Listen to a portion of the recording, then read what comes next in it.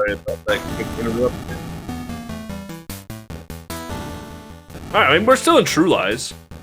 We are still in True Lies, yeah. Yeah, we're still in True Lies. Everything is fine. Everything is good. Yep, we got Serendipity in the mall, Ariel in the docks level, Yep. Atros in the park, and Josh is doing the second part of the first. No, Josh, he did it! No! No! It keeps happening to Josh. Oh no! I think it's a ROM issue. No, it's not a ROM issue. It's the actual game. Yeah. What? That's a thing? Yeah, it actually has that crash handler built into the game. But Josh is like the only person who keeps getting it though. Like I don't know what he's doing, but that's impressive. Yeah, that must have been like a 10th time that happens for him. Wow. Exception handler can't handle the awesomeness of True Lies. Oh no. That sucks.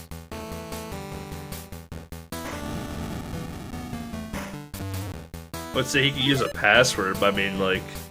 Yeah, but it was still the first stage. It was still, yeah, technically the first stage. Oh, man. It's not the end of the first stage till you get to the van.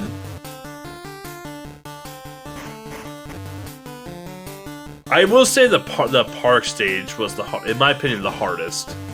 Yeah. Because there are so many places to go.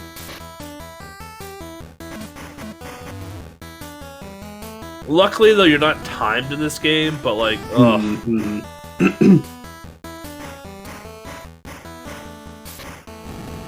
Yeah, and there's a lot of flamethrower guys in the park that can literally take you out in one hit if you're not careful. Yeah, so Ariel there, like, running into one of the major issues of this game, the hitboxes. If your gun is inside of the enemy's body, you actually can't hurt them, because it goes beyond their hitbox. So you have to, like, back up and, like, aim your gun into them. But the name of the game for this stage is to blow up bombs on the dock. And you want to shoot them off screen, because otherwise, if you shoot them on screen, the explosion causes a ton of lag in the game. As you can see right now with just bullets being sprayed.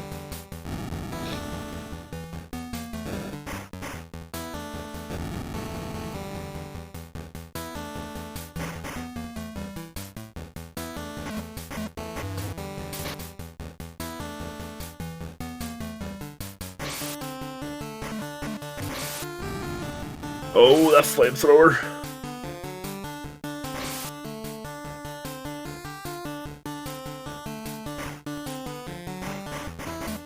Oh, that guy's rude.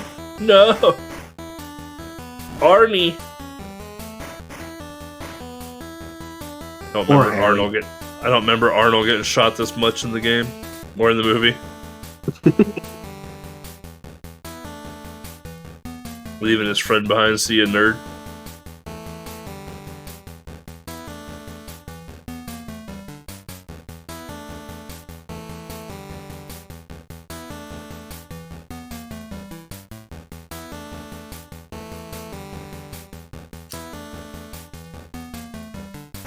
But as I was saying when we got cut, my favorite scene of the movie, since there isn't much to talk about in the game right now, is when the main villain gets caught on the missile on the Harrier, and then Arnie shoots and launches the missile through a building and blows up the helicopter on the other side. Yeah. It's one of my favorite scenes from the movie. Or when he's playing Thumb War with two other people, and he makes the face from Total Recall. You're fired. So good. Yeah, normally Enemy would have been here on commentary as well, and he can actually do an impression of Arnold, but yeah, he just had to blow up his computer. Yeah. Unbelievable, that guy. Too much Mike Tyson, man. That's what will happen.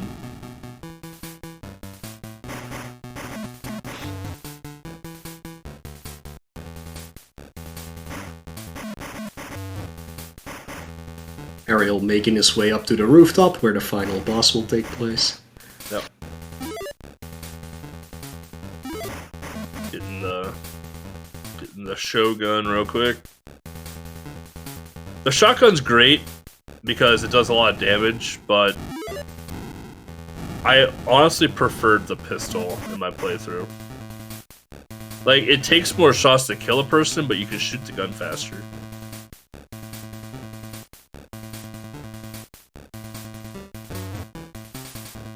Bromp. Alright, Josh, hopefully you don't get the thing again. Nope. Yeah, there we are, alright.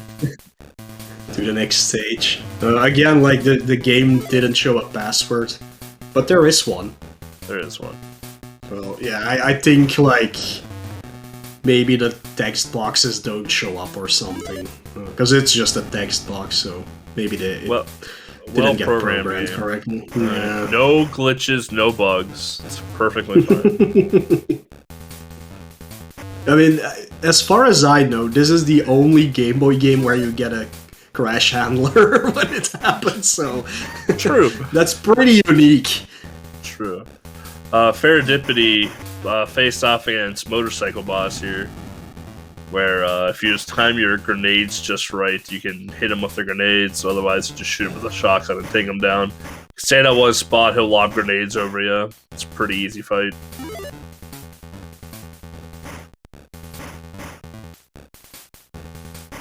Now Ferridipity onto the docks. Looks like Atros is working his way towards the rooftop as well. Ariel's still pushing to the rooftop. Yeah, even with the soft lock in Home Alone, Atros did make up quite a bit of time again to catch up to. Well, I know Ariel. I know Atros put a lot of time into this game. He was the original router. Yeah, he was the original router for the game as well too. So Atros definitely has a lot of experience in this game.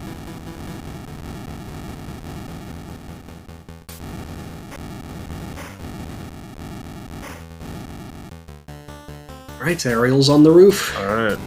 Ariel's on the roof, facing off against the turret. Bazooka Man. Catch you later, nerd.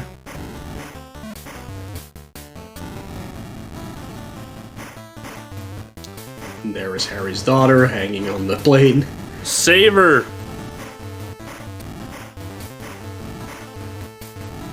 So, yep. I like how she's hanging on the plane when Arnie's the one that's supposed to be flying the plane. Yeah. Isn't what's-his-face flying the helicopter? Like... The helicopter are just dudes. Well, he flies something because he, like, gives a look, doesn't he? Or he's in the helicopter or something. Yeah, there it is! Yeah! He just gets blown through the helicopter. That takes care of Aziz. Now it's time for more Arnie action, even though he only shows up halfway through the game. See, the scene was so good they had to put it into the Game Boy. Yeah. So you can see Atros taking out the bridge bomb thing, whatever you want to call it. Yeah, the bomb, the warheads. Yeah. But here we are, Terminator 2, not to be confused with T2, the arcade game. Terminator 2 here, so you can see that there are different height cell phone towers. That blinking box next to that first one that Ariel just blew up actually tells you the order of what you need to do to take out these cell phone towers to get moving forward. They're not actual cell phone towers, I just call them cell phone towers. But you gotta take them out from tallest to shortest. And if you don't do it in the right order, when you try to finish the stage, you just game over, and you have to start the stage over again. Yeah. Yeah, basically the game over again, because like this game you only have one life and that's it. Yeah. There's no continues or anything. It's one life. That's all you get. One life to live. Yeah, you're playing the game in the first 2 stages as John Connor. Yep. Johnny boy.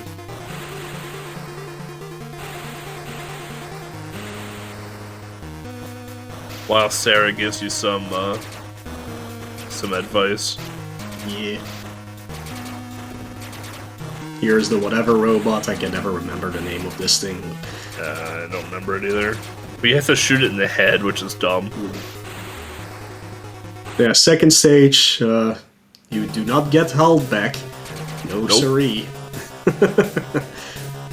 But this is the easiest stage. It's basically get to the end, and you are supposed to go through the correct door. I actually don't know what happens when you go through the wrong door. I don't know either. Yeah. Maybe it just says it's a wrong door, but... Yeah. This is basically a hold right and go stage here. Yeah.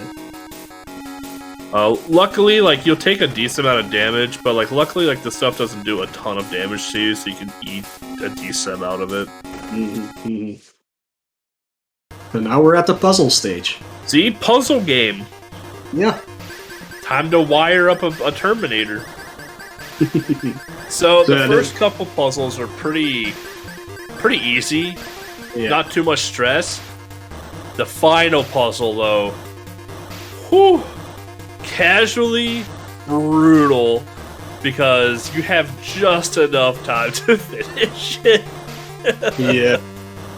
These are pretty terrible. Like, I think beating this game took me like an hour and a half, but it was just 1 hour spending time on these dark puzzles, getting to know them. So there's 3 puzzles you need to solve, but each one has 3 variations, I believe. So you have to figure them out. The weird one is, like, if you're looking at this one, you see that there's 5 things where the electricity can start from, but one doesn't work, but you don't know which one. So you can't know this unless you've done this before. Which is a mess. And the thing is, once the electricity starts, it's like a 10-second timer, I believe, for them to reach the chips. So if you took the wrong path, even if it connects to where it needs to be, if it's too long, you would still die. And again, if you die here, it's over. You have to restart the entire game. Yep. You can see the difference in puzzles right away between Atros and Ariel, so... Yeah. And sadly, you have to wait until the timer is over. You can't... Yeah, you can't make it go faster. This was probably the harder of the 3 puzzles, too. Oh, I don't know. I don't like the super big one because it always messes me up. Let's see if we see it or not. So Atros getting the same puzzle that Ariel got for puzzle number 2. Yeah, maybe he gets the other one for the 3rd one. That one I absolutely hate. It's way too big. Meanwhile, we got Shysaw facing off against Brute over here in True Lies. Yeah, sadly messing up the quick kill. Yeah. Then we have Adrianus in the park, making their way through the shrubbery. Yeah, let's see what Adros gets. The same one. The same one. Wow, okay. Yeah, Shysaw needs to be a little bit careful. 1 health left. Which is interesting that they depict the 1-ups as the Omega symbol. But, no. There goes the nuke. Kaboom. No. Kablammy. Luckily, meanwhile, Ariel in the truck stage, which is a kind of RNG thing where it spawns. You want it to be at the bottom so you can shoot it faster. it has weird controls because you like have to press backwards for Arnold to turn around and shoot, basically. Also, if the truck hits you once, you guessed it, game over. But he made quick work out of it. Should we let Chisto know that they can use a password? Or did they use a password? I can't tell. No, this is the... Yeah, I did. This is the mall. They did, yeah. You can see that they're aggressive, yeah. So, this stage is a little bit weird. Normally you are supposed to go to the right, pick up an item that deactivates the laser that Ariel just shot. But yes, you can just shoot it. So, that's how you do it. You just shoot a laser, you pick up the first thing, you pick up the second thing, and then you make it to the end instead of having to go up and down. So yeah, now we're actually playing as Arnold. Again, the health, it's the same you had after you stopped the truck, so it doesn't replenish at all. So you have to make it through 3 stages without dying. And Ariel's in the final stage, facing off against T-1000. And this is a little bit weird. You have to basically shoot him all the way until he gets to the melting thing. The molten liquid metal, basically. Yeah. The other weird part about this level too, is that at the start of the stage, your intuition is to hold right immediately to get going, but like you want to wait like 2 seconds at the start of the stage for the gun to drop down to pick it up to knock him further back. Yeah, like the drops are like time based, so it's kind of weird. And also you need a grenade launcher to do the final hit. It doesn't work differently, but the grenade launcher only spawns after you've done a certain amount of damage to the T-1000. But there he goes, melting away. Later, nerd. Yeah, become the Silver Surfer. Terminator 2. Yeah. And now it's time for, even more Arnie. It is time for more Arnold. Sadly, this is the last of Arnold. Yeah. It's time for Slater! Slater! So yeah, we might see Atros actually catch up to Ariel here, because he's really good at Last Action Hero. Yeah, he routed it again, basically. After I making some pretty good work with the T-1000 there too. Yeah. So yeah, a glitch was discovered by Ariel 2 days ago, I think, in Last Action Hero, where if you... Oh, he has it! I think he has it. So if you get hit the same frame, it's a frame-perfect trick. If you get hit the same frame as you're punching, as you can see, Ariel is not doing anything because the game stored his punch animation. So now he just has to walk up to enemies and they get hit. As long as Ariel doesn't get hit by an enemy, oh no, he fell. It will remain glitched, basically. Even going through the different stages and things like that, it will remain like that. Yeah, right now Atros is having a hell of a time with the T-1000. Can't get him quite to the edge with the grenade launcher.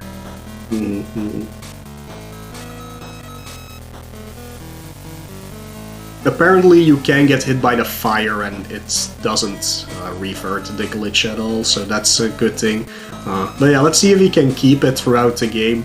Sadly for the last boss, he has to switch out because it's like a little bit different how you fight the last boss.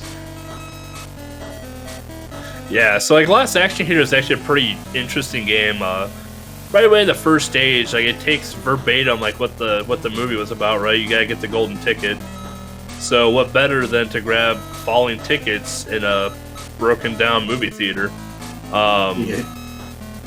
The biggest problem with this stage is the time. Like, it is a tight finish to collect all the tickets and to get to the end. Because there are a lot of pits along the way, the controls are a little janked up. If you don't get the punch glitch like Ario has, fighting the enemies is a little tough. Some of the tickets you just gotta wait for them to fall down before you can jump up and grab them. And you gotta use specialty items like a fire extinguisher and some C4 to get through it. Like, this stage is kind of brutal, time-wise. Yeah, for sure. Let's see if Atros is gonna go for the thing or not. Yeah, I'm surprised Ariel went for it, actually. Or it was by accident, but it's nice to see it. It might have been by accident, but yeah. It's nice to see it, at least. I know that it made a big time save. Dude, it just took him out! Dude! Like, it's an easy fight to begin with, but watching that was amazing. This is my least favorite stage in the game. The car stages.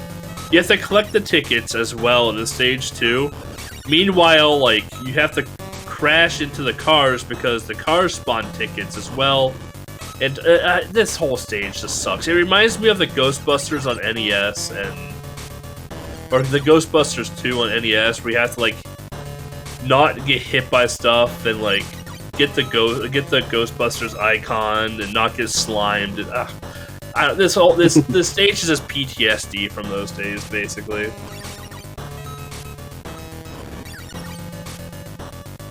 Yeah, I said it in chat, but the overlay or the skin or whatever you want to call it, it's done by Man Over Mars. He always provides us with a new character for each Tiny 10. Yeah, always appreciative of Man Over Mars's work. Does a fantastic job and always a reliable partner for us. So there we go. Little barrel roll there at the end. Definitely listen to Peppy. This stage took me, I think it's this stage, either this stage or the next stage, took me forever to figure out. It's kind of weird, yeah. Dude, get your grooves ready. This song's a bop. So you have to like place a bomb right there to like go forward, but like I had no idea to place a bomb right there. Yeah. This stage sucks because of the elevators. Yeah, they're alright. The jumping. Well, here's the problem with them: is the jumping. Like, you have to make the timings right, and like sometimes the elevators can like bait you a little bit into like making you jump, and you're just like, oh nope, got baited by the elevator. Mm-hmm. Yep. Yeah, you have to know what you're doing here for sure. The tickets, as long as you just have 3 left, you don't have to worry about grabbing the ones from the elevator section itself. Yeah. There are 3 on top of the building that you can grab. That's true, you don't have to pay for gas like in NES Ghostbusters, and you don't have to worry about drunk drivers. You are the drunk driver in this game. So, that is true. It's like right here. Like, you can't see the elevator shaft. You're just like, oh, I'm just gonna blindly jump, and then you end up just messing yourself up, and it's not a good time.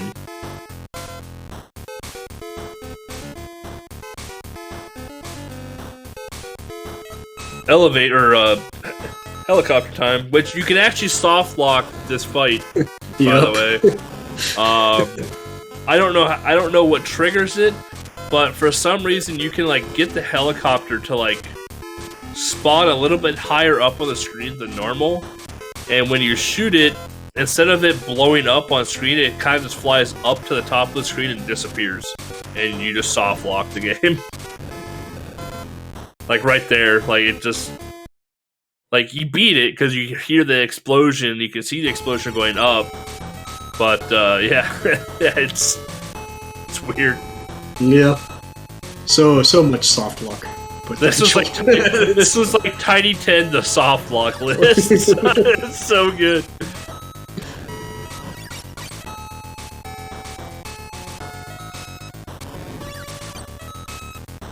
The other problem I have with these things too is that sometimes the cars go, oh, got another ad, 4. Number 4. Is that if the cars hit you from behind, you'll blow up.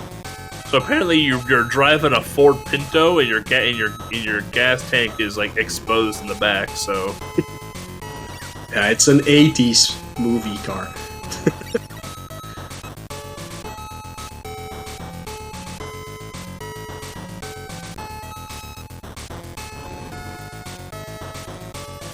They just don't build them like they used to.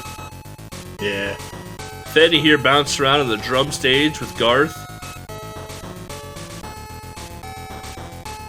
Getting some clearance snare drums and cymbals, it looks like. As he should, those cymbals are very angry. Maybe Feta will pick up the Excalibur. Oh, I hope so. Excalibur will be mine.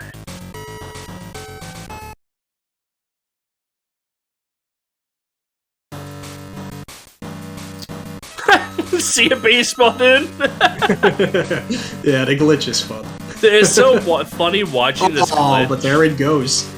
Oh, it's so funny watching this glitch because, like, playing this game, like, casually, like, the fighting is the hardest part of the game. Yeah. Yeah, sadly, Ariel got hit, so he lost it. Yeah, it is a frame-perfect glitch as well, too, so chances of Ariel going for it again is probably pretty slim. But here we go. We got pretty much like the same case that we have in stage 1. Go around and collect your tickets to get to the end again. See a baseball, man. This time around, you can see that the theater is a bit better preserved. We actually have movie characters coming out of the screen now with the baseball people. No Hulk Hogan, though, unfortunately, so Hulk Hogan does not make an appearance in this game. So he is not going to be running wild on anyone. The stream seemed to have frozen over there, so maybe we've missed the Excalibur. Oh no! Not the stairway. Maybe he did a long fall with Garth and we missed that too. Yeah. Guys, wait up, I fell on my keys. Ow, ow, ow. I wish they had the Foxy level in the Game Boy version. Like they do in the, I think it's the NES version. Ooh. Oh, they do have it in there. I think so. Nice. It's either the NES or the Super NES version. Yeah, there's definitely a Foxy level. Yeah. Oh, man. Alright, here we go. To, fight Jack the Ripper again. But this time with actual punches and not magic. So if you ever watched Last Action Hero, the movie, Slater punches off Jack the Ripper off the top of the roof and has to save the kid and whatnot. Literally verbatim what you have to do in the game as well is you have to punch Jack off the roof. Yeah. Here's something that's not in the movie though. Jack the Ripper basically turns into what's his face? Vigo the Carpathian from Ghostbusters 2. Like, I don't know why they came up with this, but the best part about this is that you have to roundhouse kick like a fireball back into the screen. Yeah.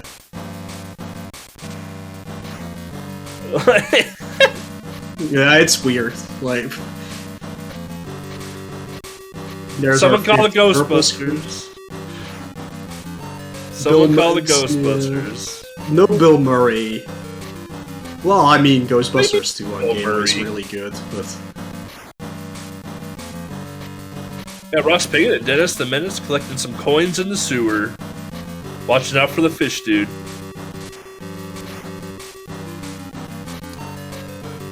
This fight's so dumb. It is dumb, yeah. Like, why? Like, come on. It just takes forever. Like, I understand that, like, in the movie, like, you gotta, like Slater gets shot and has to go back into the movie to get like helped or whatever else. But like you don't have to verbatim like make the final boss on movie screen. Like the final boss of Last Action Hero was killing Jack the Ripper and that guy with the glass eye. Like where's Benedict at? Like Jack the Ripper sure was a big part of the movie, but like where's Benedict? Like Benedict was not a small part of the movie at all. Like come on now. Like where's Hulk Hogan? Like where's the tar set? Where the tar ponds at when they're in the dinosaur park in California? Like what the heck is going on here? Like this game has so much other potential it could have done. Still a good game, but like 2 car stages, 2 theater stages, and like now you have to fight ghost movie screen. Then, like with Benedict defeated, we didn't even face Benedict. The game lied to you. Like, come on, man. But, you know, with that, Ariel is now on to Hudson Hawk, which is fantastic, because this game was published by Sony ImageSoft, which also made a fabulous game, or published a fabulous game called Cliffhanger. And if you listen to the music, it's pretty similar to that of Cliffhanger music, too. So, it has the treble for it. I love the style they went with this game. Like, why is it so cartoony and silly? Like, I really don't get it. But... He has so much hair. Like, Bruce Willis sure had hair back then, but not that much hair. Yeah. Where's his hat? It is fair. It's a very weird... Like, I don't know why they chose this, but I like it though. Like, I think it looks fantastic. It reminds me of Dr. Franken on Super Nintendo. Oh, yeah.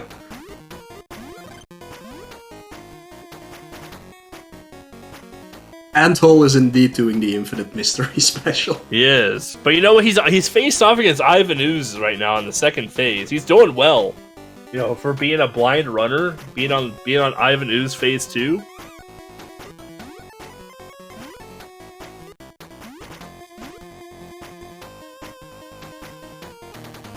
Oh yeah, Hudson Hawk, for some reason your main attack is throwing a ball around.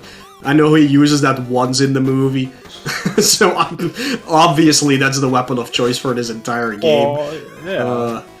It is a weird weapon though, because you're supposed to pick it back up again, but if you just leave it be... Oh, Ariel, no. If you just leave it be, it will transport back to you after a while. So yeah, these laser cannons are like the worst thing in this game. They one-hit kill you. Like, I think you have 5 lives in this game. There might be some 1-ups to pick up here and there, but... yeah, it's a strange game. Ross Piggin facing off against the referee. The sewer worker. Yeah, the sewer boss, yeah. I couldn't think of the damn place. Just call it the referee because he has white and black stripes on. Sewer workman, there we go. So yeah, Hudson Hawk making his way through some ducts here, having to press some switches to turn off the fans. Something that will come into play in a later game as well. No. No. There are no other ducks in any of the future games that try to kill you in one hit. Alright, Anthole making it through Power Rangers. That's one blind game down. My man. So yeah, if you're wondering why the screen is flashing constantly in Hudson Hawk, basically those white switches that you see on the wall are laser alarms. You are supposed to duck under them, so the alarm doesn't go off, but I mean, nobody has time for that. Plus, it literally doesn't do anything either. Yeah, it doesn't hurt you at all. Yeah. So it's pretty pointless to begin with, but... I think when I revealed this game, I ran through every alarm possible that I could find. Yeah. Serendipity in Terminator right now, going through stage 2, getting ready for those puzzles. We also got Josh124 in stage 1 of Terminator 2 as well. Like I said, that blinking box right there, if they were to touch it, they would get a note from Sarah saying how to complete stage 1. Yeah. But here we got Serendipity got, in my opinion, the easiest first puzzle you can get. Yes.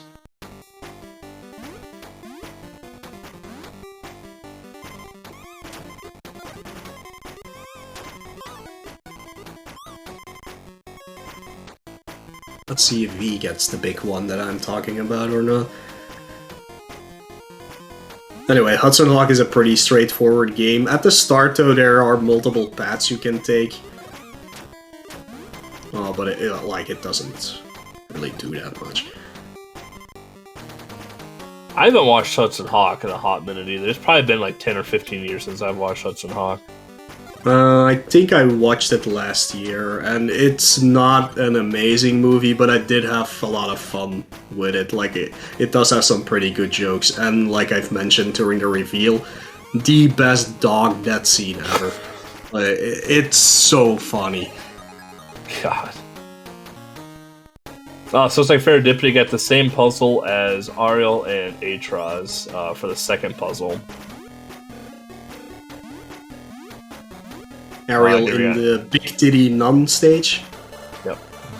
Like, no idea why this is an enemy in this game at all. No meme at all. Like, what he said is true. There it is. It's true. the Big Titty Nun stage.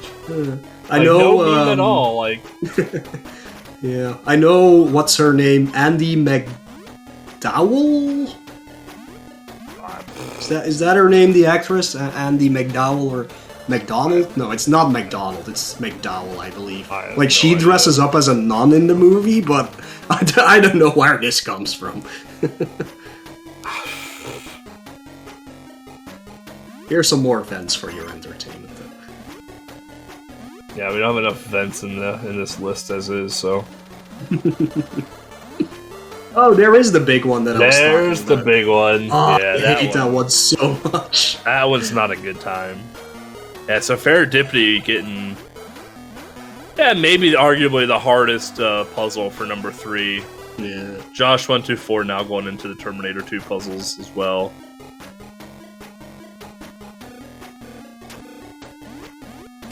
Big Titty Nun again. Yep. Probably the weirdest sprite on Game Boy ever. Well, you haven't played the Wisdom Tree games. Yeah, there's some pretty interesting sprites there too. Sure. Out of official games, I guess. There we go. Yeah. Having played like two of the 5 Wisdom Tree Game Boy games, I can confirm that there are some weird sprites in the Wisdom Tree games.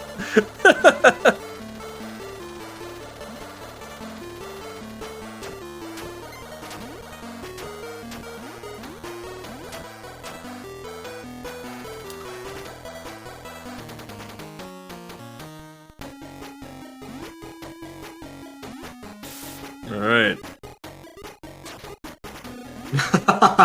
Knocked back onto the upper floor there.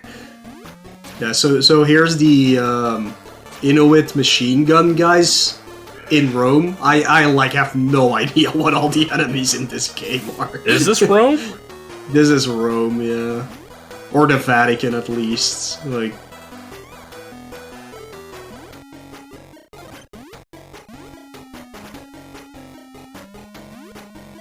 or was it the... No, this is... it could be the Louvre. But... Whatever, it's a museum. And there shouldn't be any Inuits or whatever in it.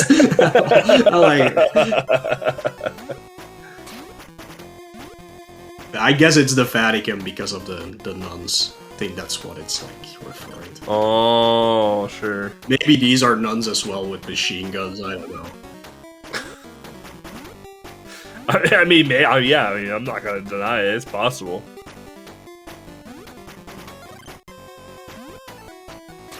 But they're on roller skates. And, like, why? Like, what is this enemy?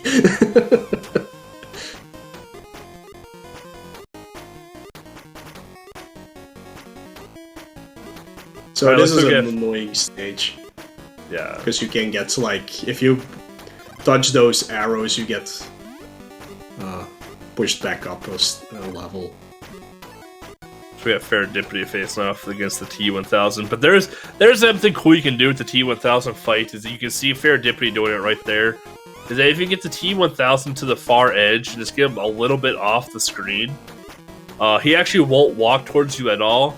And the gun drops are time-based, so if you can just keep him on the side of the screen, you won't lose progression while shooting him towards the molten metal.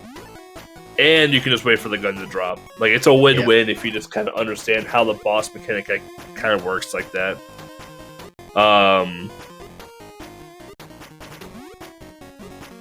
Yeah, everyone's doing pretty good in Terminator 2, like no game over, so... So you can see here, Serendipity's gonna shoot him as close to the edge as he can and walk off screen a little bit. Should be getting that grenade launcher behind him. And then pop him a couple times and peace out T1. Oh, didn't do enough damage to T1000. He has to change first, yeah.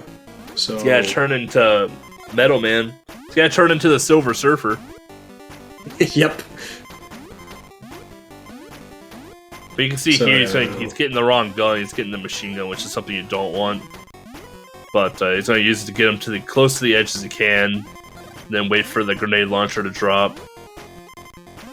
It should be dropping any second now. Ariel almost made it to. I think it's Da Vinci's diary. Yeah. Basically, what Hudson Hawk is like the Da Vinci Code, but better. But written, but written by Bruce Willis. So better. Gotcha. Yeah. not the word I would use, but sure. Well, Bruce has turned into an angel right there, so he's done nothing wrong. Yeah, Ariel is in the final stage or worlds. There's always a few parts of the stage. Yep. But here, like, the platforming gets really important, and the platforming in this game isn't perfect at all. No. The platforming in this game reminds me of, like, Bart vs. the World. If you ever played that on the NES. Like, really hard, like, towards the end, really hard to see what platforms you can jump onto. And the platforms themselves are just hard to jump onto. Yeah.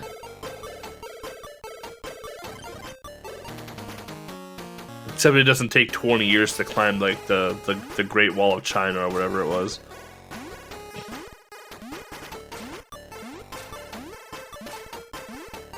Yeah, it's crazy watching this on Game Boy, because like I said, I haven't played this game on Game Boy yet, except for what I did for the reveal. I have played the NES version of Hudson Hawk, though, and I can definitely see it. The Game Boy version's harder, just simply because, like, stuff blends in a bit more than the NES version, because obviously you have color on the NES. But otherwise, like, it's a very similar game between the two. Like, crazy similar. Oh, 6! 6! Hooray!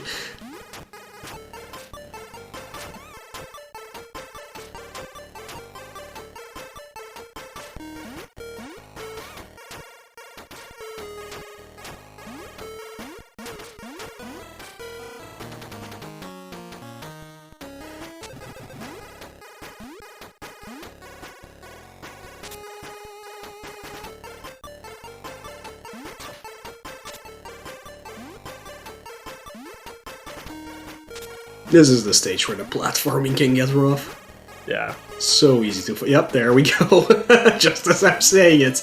Well, you got Balloon So Kid up there, just like big chilling. Like if you've never played Balloon Kid, the plot or the lore behind Balloon Kid is that like your brother gets taken away by a bunch of balloons.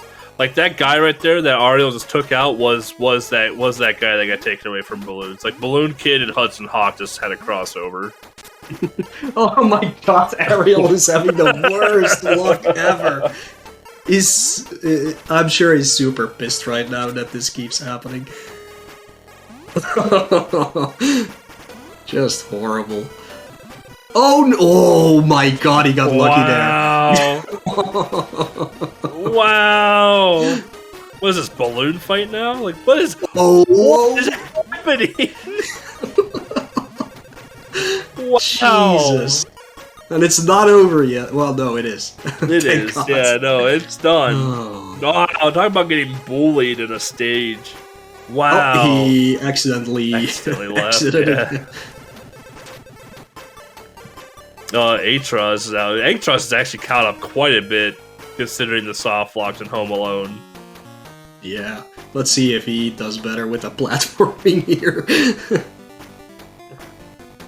Yeah, Ariel is at the end of the game where you have to open the thingy to get a thingy, and then you have to open the door, and that's it. That's literally the end of the game.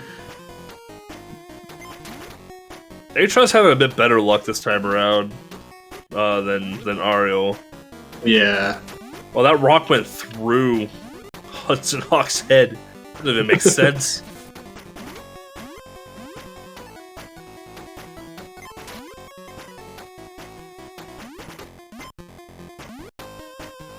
Also have a tie between Sylvester Stallone, Arnie, and Tim Curry for Best Action Hero. Dang. The fact that Tim Curry didn't win is pretty disheartening. Oh, Ariel, what is happening? He's having a lot of troubles with the platforming at this time. Like the door. Oh my god, yeah. The door only stays open for a while. So yeah, this is definitely Atros's chance to catch up completely. No. The platforming in this game is tough. Like even on the NES is tough. Yeah, like Atros made up like 30 seconds now, so ton of time. Ariel and Atros are so close together. Yeah. And this game can make or break it for sure. Yeah, like now they're going into Gremlins, which I think Ariel put at least I know they put a ton of time into this game.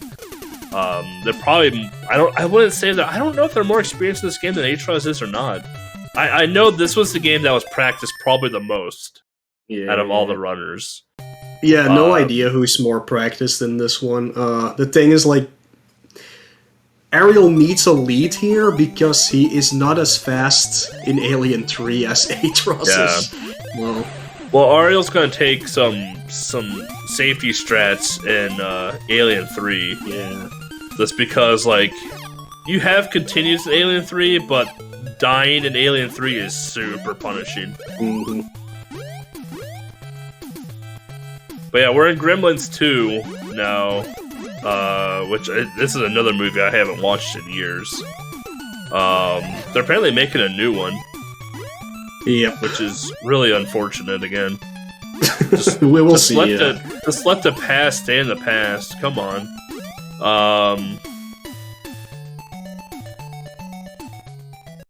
This game here, like I mentioned in the pre-show, essentially, this game has two things that make it hard. The springs. The timing on the springs to jump are just impossible, and you see how close you have to be to the bosses already. And each hit takes away one full heart, so... Yeah. This is a brutal game. Yeah, in my opinion, this is the hardest game in the list. Yeah.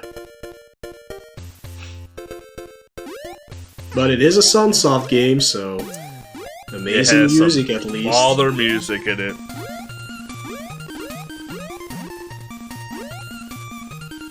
Oh no, Chai-Star got hit by a fallen piece of debris and knocked all the way back down to the first floor. Oof. That sucks. So his first brutal. 2 stages of Gremlins are alright. Like, you get introduced to the springs, but it's alright. It's mostly the boss fights in these stages that are hard, but once you get to stage 4, especially, it's a mess. Yeah, they get to a spring where they have to make a very, very precise movement to make the jump.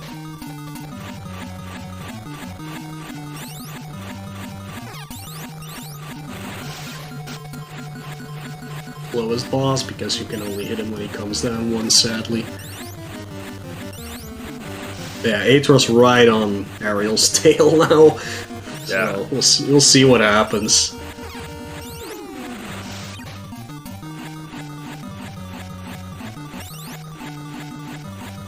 But Josh124 doing a solid job right now, taking out the helicopter in Last Action Hero. Chai-Star even, like, Last Action Hero grabbing the tickets and whatnot, doing a phenomenal job getting through stage 1 right now. Yeah, I do. Oh, yeah, I think he's gonna run out of time for the first stage, though. It's gonna be close. Yeah. Yeah. It'll be real close.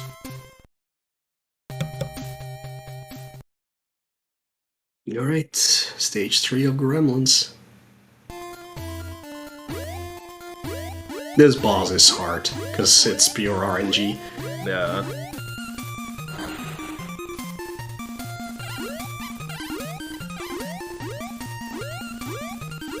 Ugh, this stage.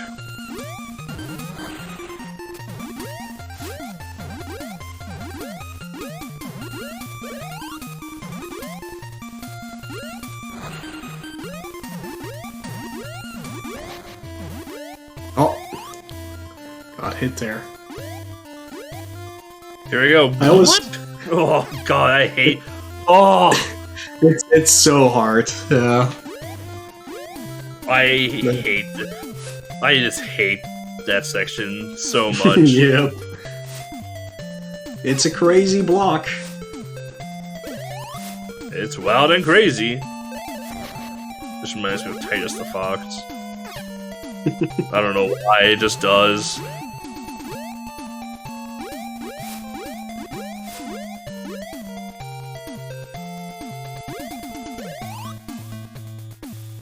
They're so close to each other. Like, Atros might catch up just because of the RNG of the next boss.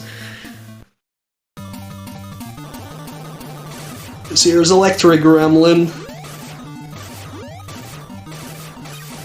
This boss fight's so dumb. Yes. You only have, like, a second to hit him before he turns back into electricity. A fraction of a window. Yeah.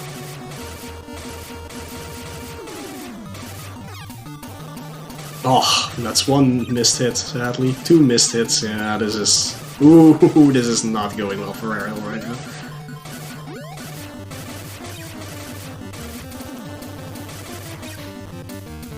I think he has him, though. Yeah. Alright. Now on to the final stage. Oh, Atros just finished the boss as well, too. Yeah, they are neck and neck at this point. Atros not even bought. Oh no, there he goes. Meanwhile, Josh124 making his way through the renovated theater, and Chai-Star going through stage 1 still. Once you get out of stage 1, Last Action Hero is not bad, but stage 1 is rough. Here it is, the jump of doom. Yeah. Oh, that was pretty quick at least. That was not bad, yeah. That is like one of the worst jumps in the game, in my opinion. Dude, Atros getting it first try. Yeah, he took some time setting it up, but he did get the jump first try. So this stage, it's... You'll see, it's like a mess. They could be said for the entire game, but yeah. And what you want is to definitely have 2 lives before you reach the boss, because there's a setup where you have to have full health to beat the boss, and otherwise this final boss is pretty much impossible to beat. Yeah.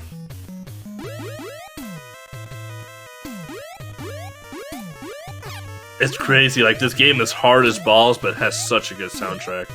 Yeah. But it's also a super short game, because like it's 4 stages, and but yeah, casually this game can take you forever. There are passwords for people who want to take a break though. And yes, unlimited continues if you happen to die. We don't die in video games, alright? Yeah, Ariel is taking some damage here to... Oh no, he fell. That sucks. The springs... Oh no, why did he jump into the thing? I don't know. Oh no. Well, yeah. But okay. that puts him back to the start of the stage, and now Atros is facing off against the spider. I don't know why he jumped into that, but yeah, might have been like a mistake. Atros shooting the lit matches at the spider. Spidey Gremlin. I think he missed a hit, I thought so. Yeah. Uh-oh, this is his last... No, he has one extra. He has one. Yeah, he has one more. This is getting dicey, though. Yeah. It's only 4 hits for the ball. Oh, there he goes. Yeah. Ooh, alright. Yeah, got him. That was getting dicey. Yeah. Atros onto the final game? Yeah, too bad Ariel died there. Yeah. Now he definitely has lost his lead. Yeah, Atros is a veteran at Alien 3. He's the one that helped me and Bengara basically reroute the game, so... Yeah. I mean... Yeah, I mean, still anything can happen, but... True, I mean, the Queen can happen. You can actually softlock Alien 3 as well, too, so... Yep. Or you can forget to press the switch and get sucked in by one of the vents. Sucked into a duct, yeah. So we will see. So we're in Alien 3 here. The name of the game is to get the flamethrower as fast as possible.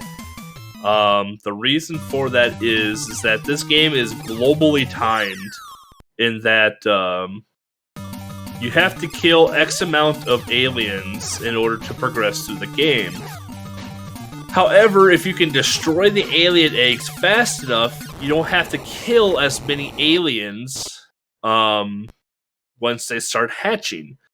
So, what the goal here is that Atros and everyone playing the game are going to want to get keycards 1 and 2 immediately.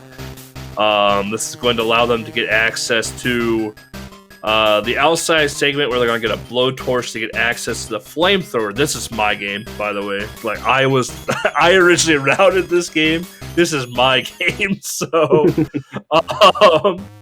so they're gonna get the blowtorch to allow them to open up the flamethrower. And then what they're gonna do from there is that they're going to take the flamethrower and burn the alien eggs as fast as they can. The faster they can burn the eggs, like I said, the less face huggers they'll actually have to face off at the end. I believe it's something like 60 face. If you don't kill the eggs fast enough, I believe it's something defaulted to like 60 face huggers, like 20 regular aliens, and like 10 of the other ones. Like there's like tiers of aliens. And then the Queen, obviously. But if you can kill the eggs fast enough, you only have to kill like 30 some face huggers. Like it drastically cuts down the amount of alien killing you have to do. Atros, you're going into the trash rubble right now, and this is probably the first hardest part of the run. It is simply finding the blowtorch. If you don't go in the right spot like you saw Atros did, the blowtorch doesn't show up in the pickup inventory. So you kind of have to finagle your way a little bit into the grooves to get that blowtorch out. Now, going through the ducts, like the ducts are probably your most dangerous thing in this game. So you're gonna see like these little like white squares against the wall. Those are the switches to turn the ducts off or reverse the flow of air. So what you're gonna see, the runners are going to take a death abuse quite a bit in this game. And every time you die, you get taken back to the first screen, the first room, of the game. So a lot of times what you're going to see is when a runner needs to go back to the first floor, if they're on the second or third floor, they're going to take some death abuse and go back to that first screen again. Here what you're seeing is that Atros is going into the other room to pick up the flamethrower and some flamethrower tanks.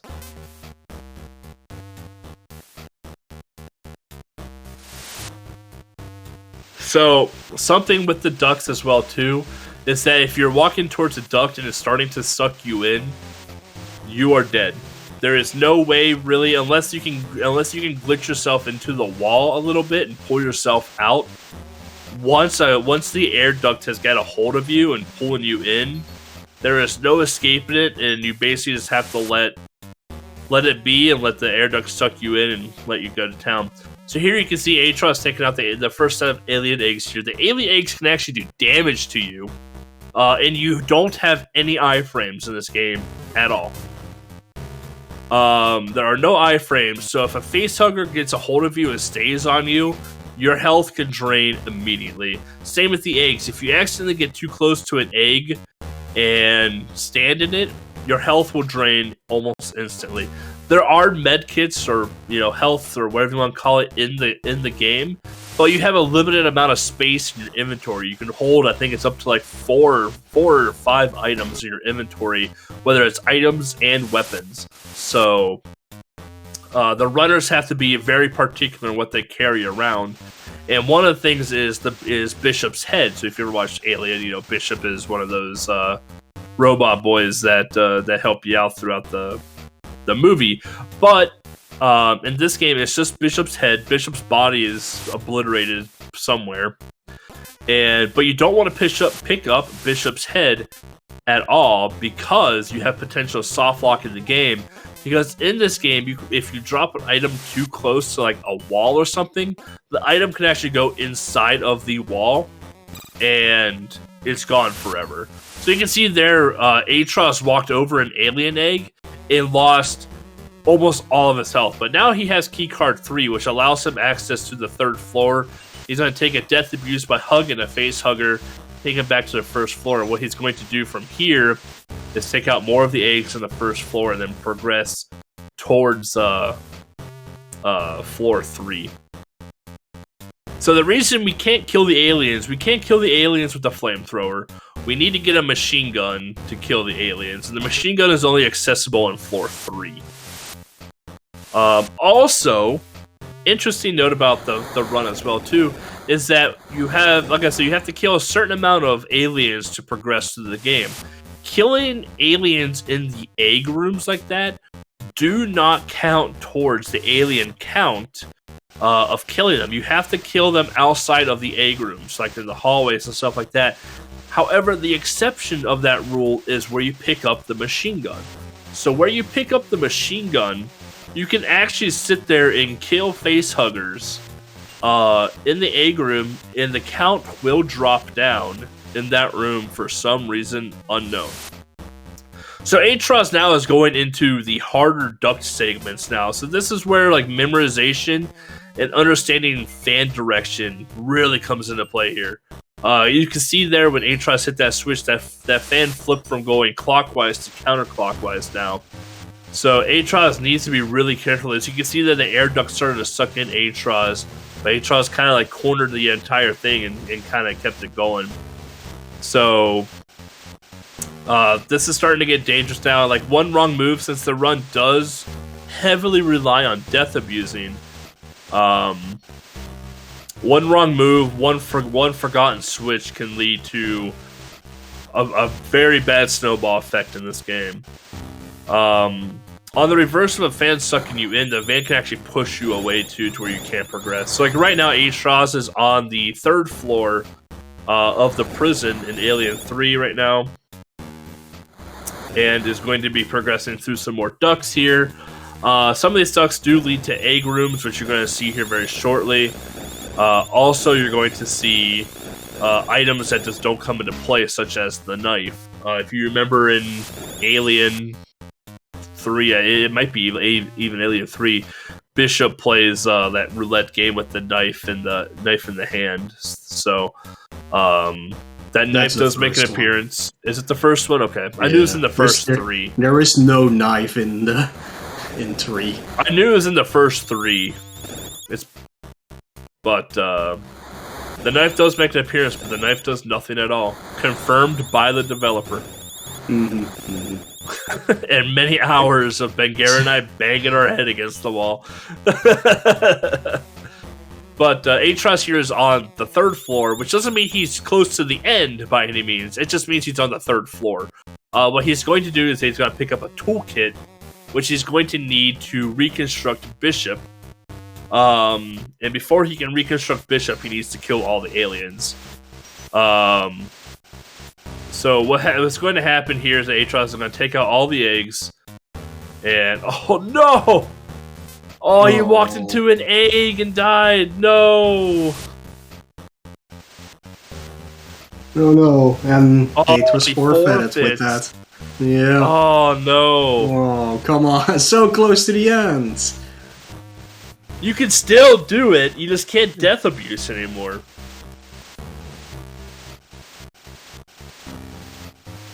That is too bad. Now you have to do the old EBC route.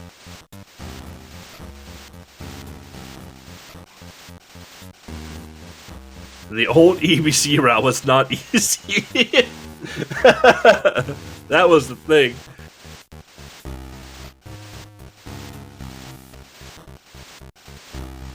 But, anyway, where Atros was, once he would take out all of those eggs, that was the final egg room. Towards the end, it'd be the machine gun that he'd pick up with his clips and start taking out facehuggers until he had 1 facehugger left. And then he would take the attentional death and go back to floor 1, because floor 1 is initially where facehuggers spawn. Take out a facehugger on floor 1, then go into floor 2 to take out the tier 2 alien. And then once he's taken out the tier 2 aliens, he'd go on to the tier 3 aliens, which were outside where we got the blowtorch. And then from there, face off against the queen back on floor 3 again.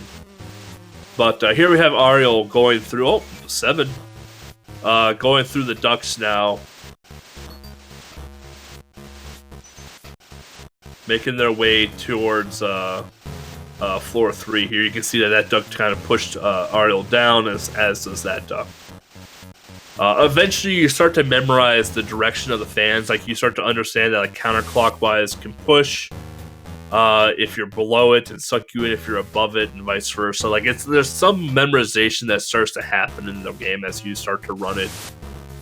But we can see here Ariel is about to take out the final eggs here of the run, and those 2 little ovals on the ground, those are your items. They're gonna pick them up, and now they have the machine gun. They're gonna take out the final egg, and now they're going to start blasting. And the reason they're going to that corner right there is that the facehuggers come in off the screen from openings. So going to that corner right there allows 2 passages for the facehuggers to come in. So if they were to stay back in the open room, there's only 1 entry for facehuggers to come in, which drastically slows down the spawn rate for the facehuggers. Here you're going to see Ariel use an item that you pick up on the first floor from the first key card. This tells you how many aliens you have left to kill, and how many prisoners are left on the planet, but no one gives a shit about the prisoners on the planet. They can all die and you'll be perfectly fine. You don't get anything special for the prisoners being alive. I mean, they are criminals, so who cares, right? They are, yeah. So here you can see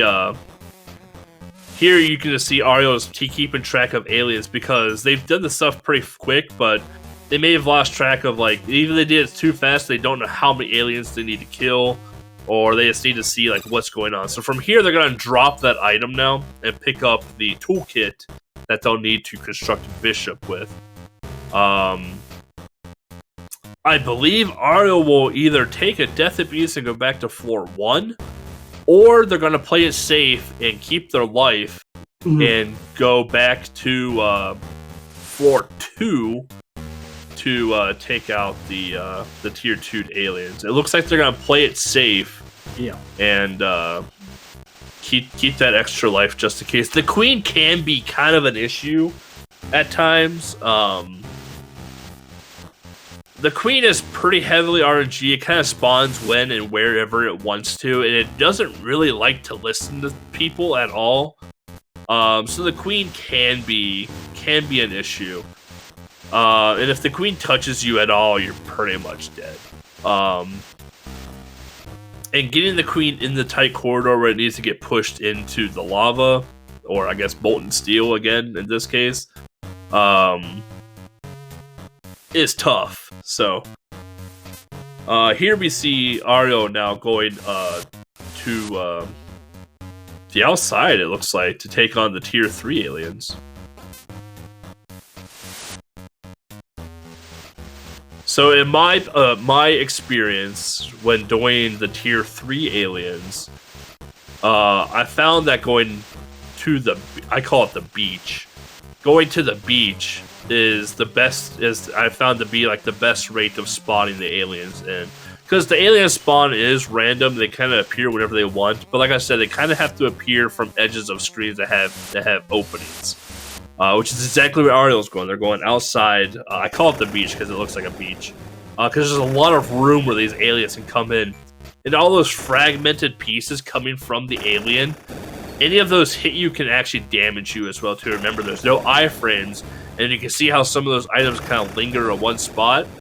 If those items linger on you for too long, you'll just die. So, again, this game does offer ammo, but like the game gives you so much ammo that you kind of just don't care about it. So.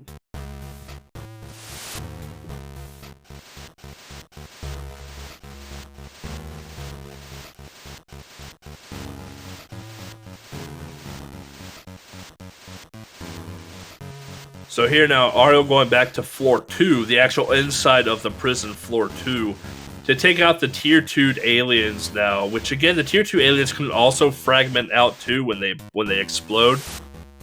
What I found to be helpful when playing this game casually or a first-time runner of this game is to kill the tier 2 aliens inside of a room.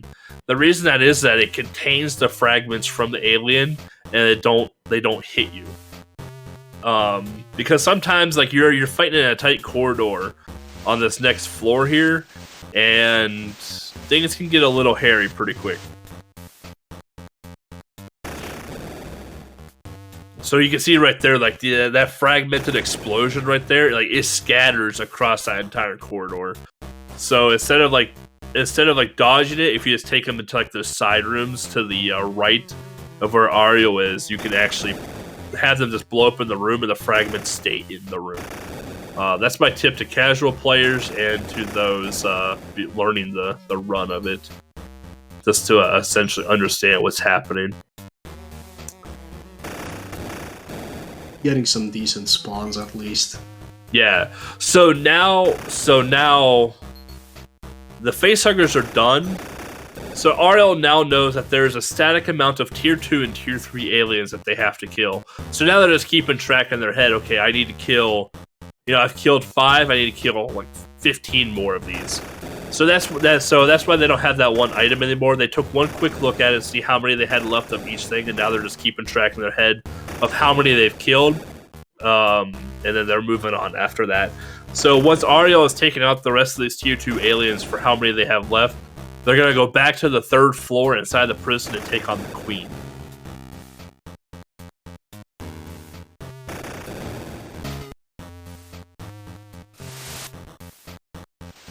So here we got the word from the head prison man, I can't remember his name anymore, that, hey, like, you killed all the aliens, but now we have to worry about this queen alien, like, what are we supposed to do? And, Ridley's like, I'll take care of it.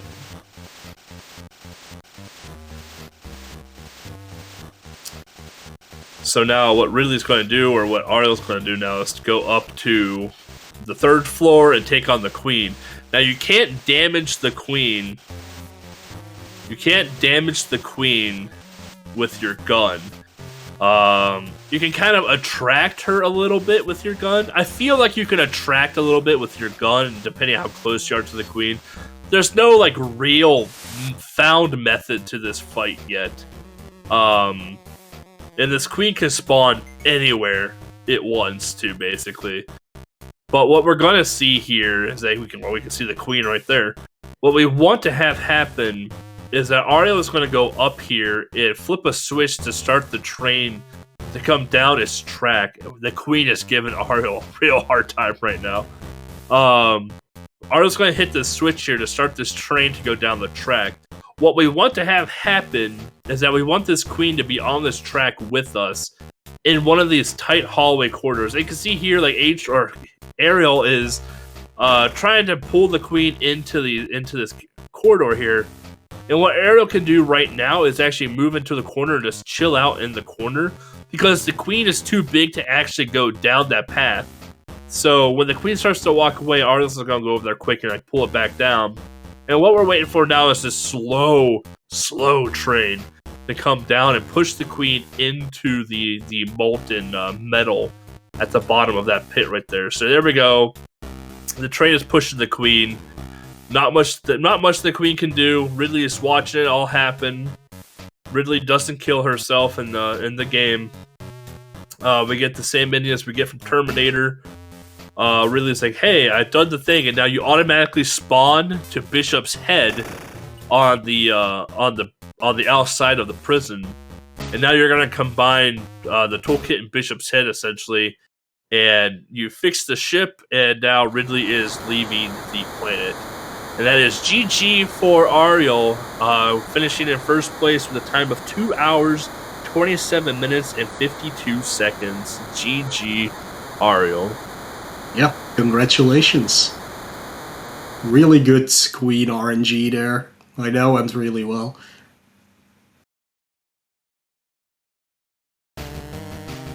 Yeah, the game does not follow the movie at all. No. I did ask the developer about that. I asked the developer, I'm like, why didn't you kill Ridley at the end? He's like, well, it's a video game. So we can't let the main person die. So that's why Ridley doesn't die, is because the developer didn't want her to. So honestly, as it is. So you can see here, Ariel only had to kill 48 facehuggers, which meant that Ariel actually got and killed a bunch of alien eggs quick enough to dampen the amount of facehuggers they needed to defeat. Typically, the number is 60, so they were able to shave 12 facehuggers off of that kill list, which is huge. But the 20 and the 10 are static numbers that they just have to count basically as they're doing it.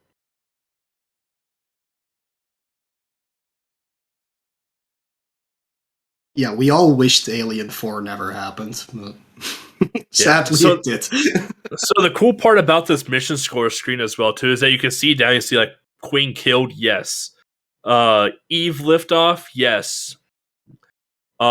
This game actually has an alternative ending to it, where if you don't beat the game, and I think it's something like 6 hours or something like that. No, it's 40 minutes. No. Yeah, it took me 5 hours. It took me 5 hours to beat the game, and I never got the ending. It should be 40 minutes. I can confirm. Maybe it's 40 minutes in game. Yeah, but it's definitely not 40 minutes IRL. So, there is an alternate ending to this game, where if you don't beat the game fast enough, a rescue squad comes and saves Ridley, where you don't actually have to kill the queen or do anything at all.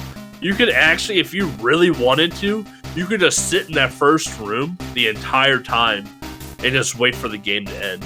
So it's pretty comical. But here we have Josh124 facing off against the boss gremlin, or the bat gremlin. Kind of a crappy fight because you guys have to wait for the bat to fly down. And we have Adrianus and Chisel and Hudson Hawk.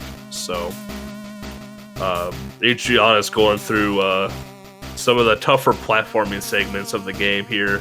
Like I said, those blocks are really hard to see, especially on Game Boy.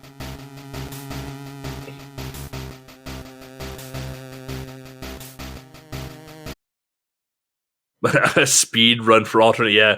Speed run. It'd be like Barney hide and seek, or like whatever that other NES game is, where like people just don't play the game and free world Home record Alone. Type deal. Home Alone, yeah.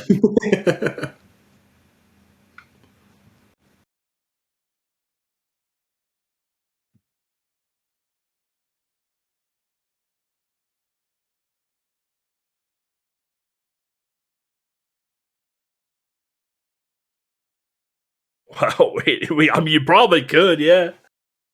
Oh man, I think I emulated it once with I think like 5 times frame speed. It still took something like, I think it was like 20 minutes still to like get to the end of it. It was dumb.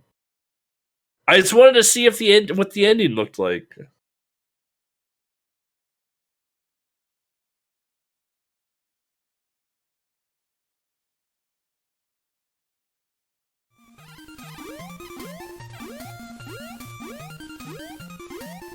So there we go. We get some awesome Gremlins music here again.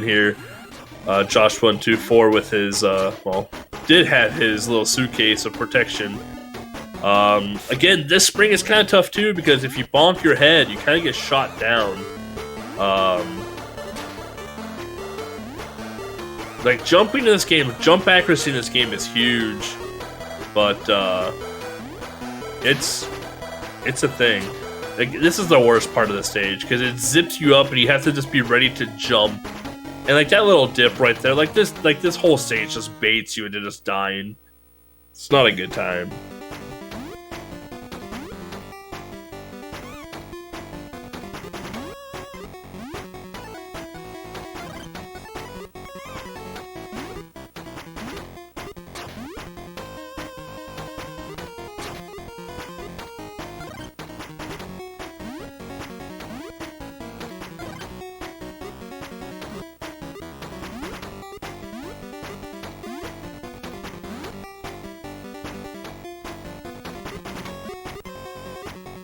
Alright, Josh getting full health, getting ready to face off against Electro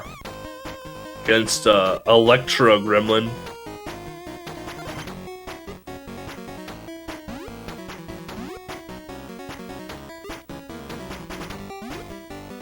Meanwhile, we got Fetty in the park stage of True Lies. In my opinion, this is probably one of the longer stages, just because it's one of those, like, where the hell do I go stages. It's very much a maze. Not a hard stage, per se, because like what you just see here on Fetty's screen, you can kind of, like, glitch the enemies into, like, a corner, and they just can't do anything about it. But it is a long stage.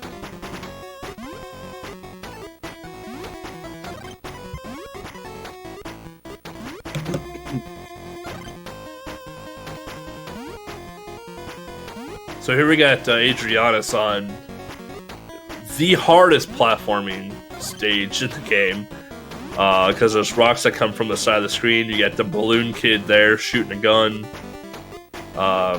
It's just it's a bad time all around, especially if you get knocked all the way back down. Seems to be going well so far. Yeah, Adrianus doing a really good job in this platforming segment right now.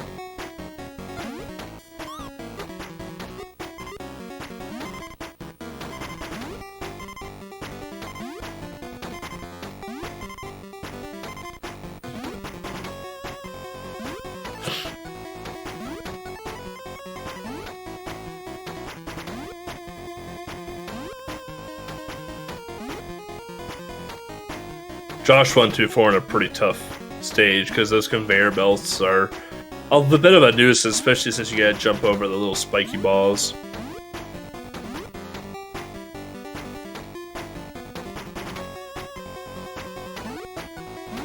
But here we have Adrianus getting the door switches under control here.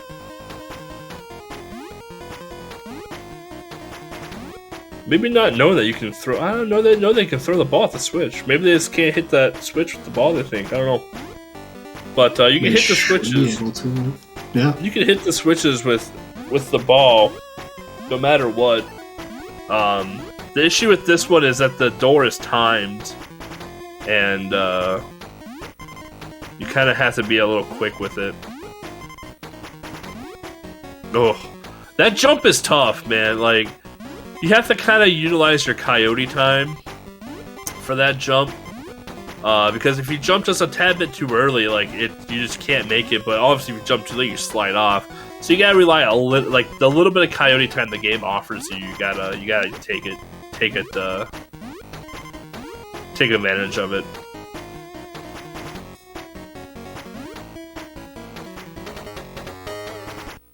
Oh, there we go.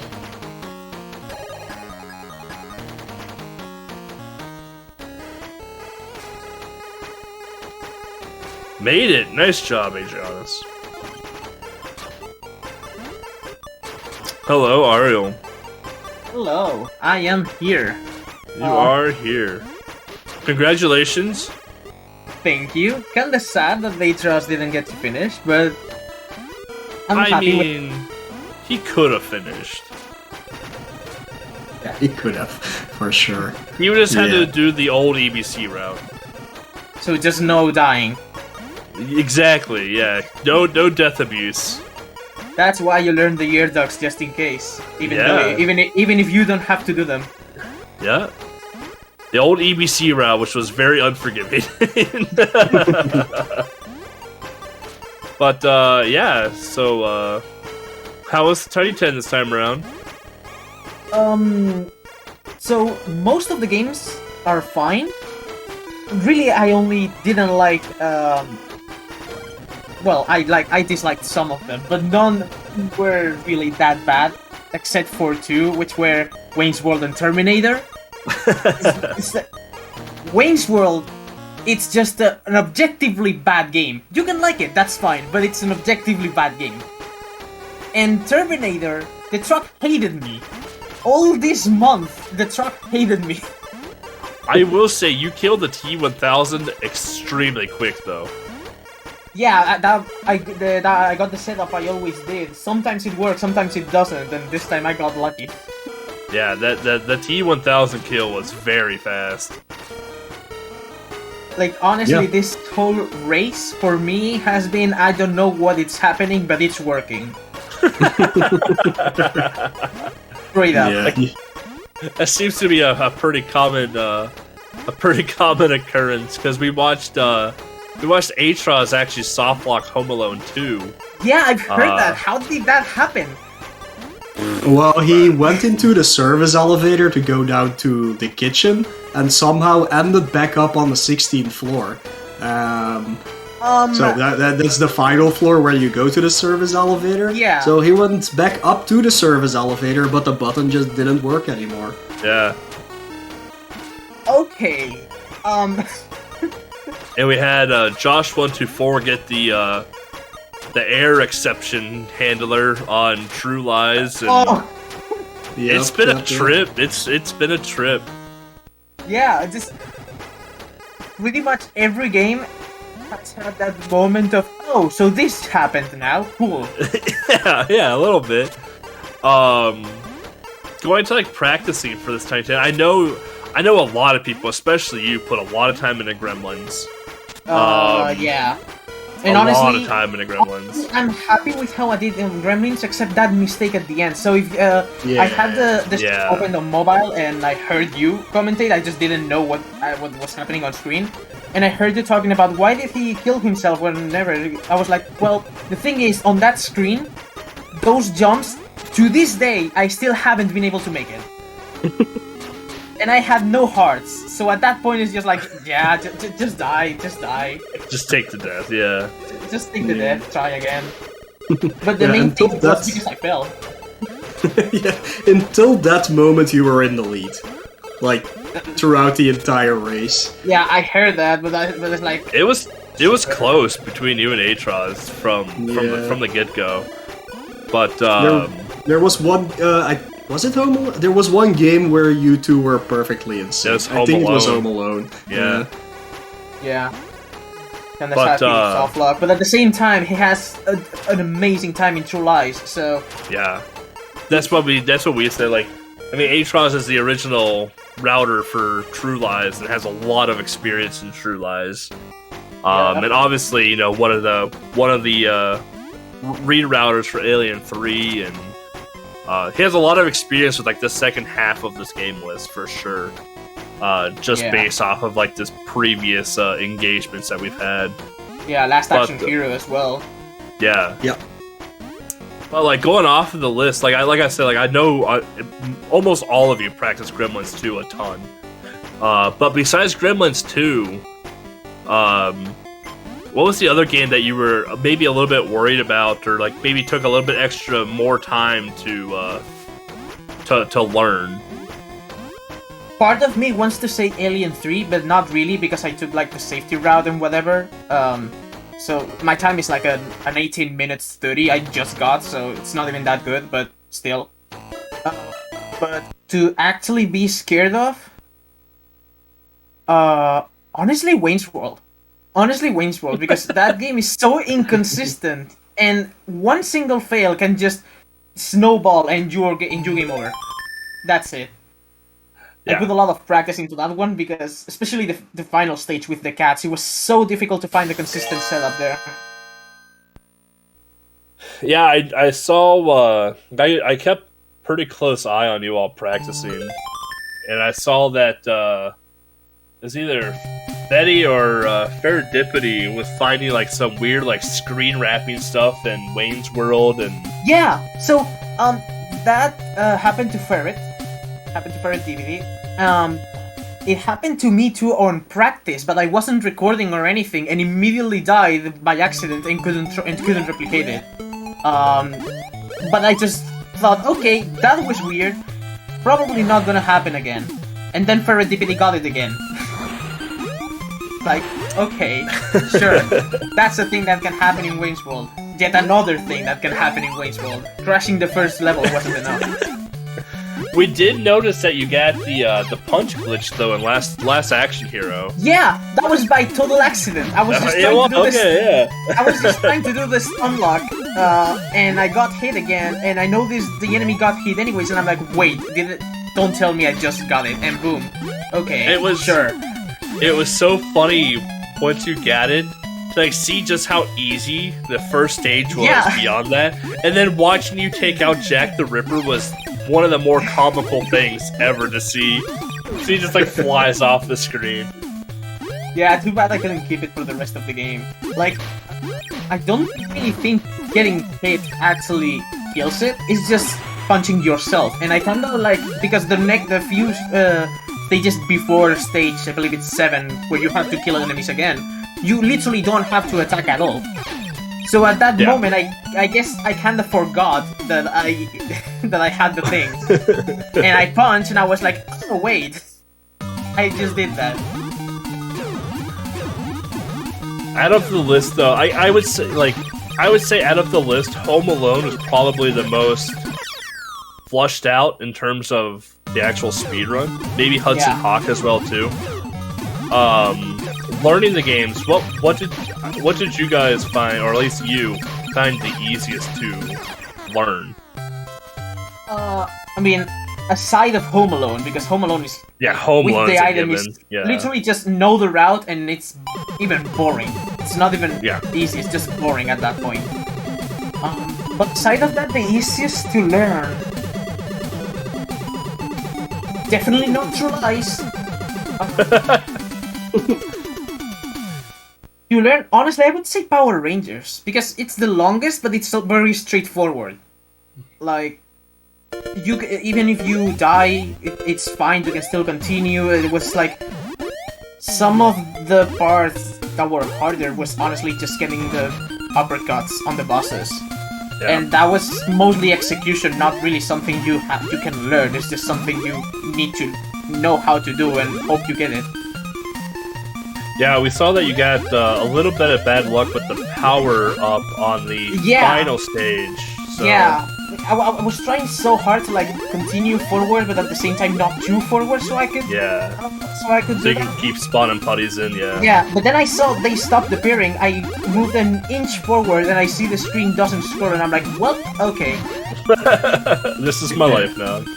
Gotcha. I mean, luckily the boss itself is easy. It just takes a long time. Yeah, all the bosses are relatively easy. Goldar may be like the one that poses the most threat. Goldar straight up sucks. If you have bad RNG, you're dead. And that's it. There's nothing you can do. Yeah, Goldar poses the most threat because of the slashing and dashing they can do, just because like it has a bit of range on you. But the other bosses are just you can try to do a quick kill, but then he can attack out of stun lock for some reason and stun lock you instead. Yeah. If not, he can just stop getting hit and teleport around, and now your stun lock is gone and he's in a random position. And it's just, okay, cool. But yeah, aside of that, I'm really happy with how it played. Fun fact, Home Alone 2, the time I got, would have been the tied world record before the Tiny 10. Wow, that's a really good time. Yeah, 927. Really happy about that. Yeah, I'm very happy to see everyone's progression. Like we had a lot of people practice this Tiny 10, and it very much shows. And it's awesome to see like everyone progressing through this game at a very nice rate. Like even the blind runners. Like I'm watching like Anthol here a little bit, and just watching him play through the games blind it's been really fun to watch. Like it really shows like the skill level and the difficulty curve of like learning the games and just playing the games casually as well. Yeah. On what game is he on right now? Let me guess, Dennis? Last time I saw him, he was on... Should be Dennis. Whatever the second game was. Yeah, Dennis. Because Dennis blind? Oof.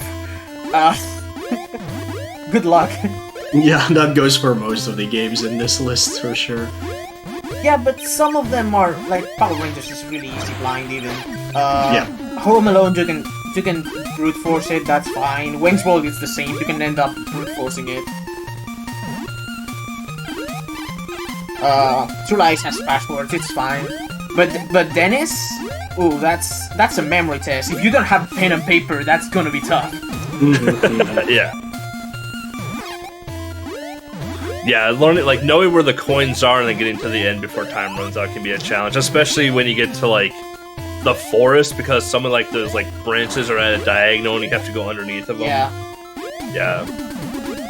Honestly, I didn't really have that much trouble for Dennis, except for the first level of the school, for the simple fact that there are way too many enemies, and knowing where to jump to dodge most of them is surprisingly hard. That's like the one level you cannot damage boost everything through. And then the boiler room. The boiler room is so weird. It's not really that hard, but just knowing where to go on each separate instance of the boiler room, because there are 4 different levels. Yeah. And all of them look literally the same.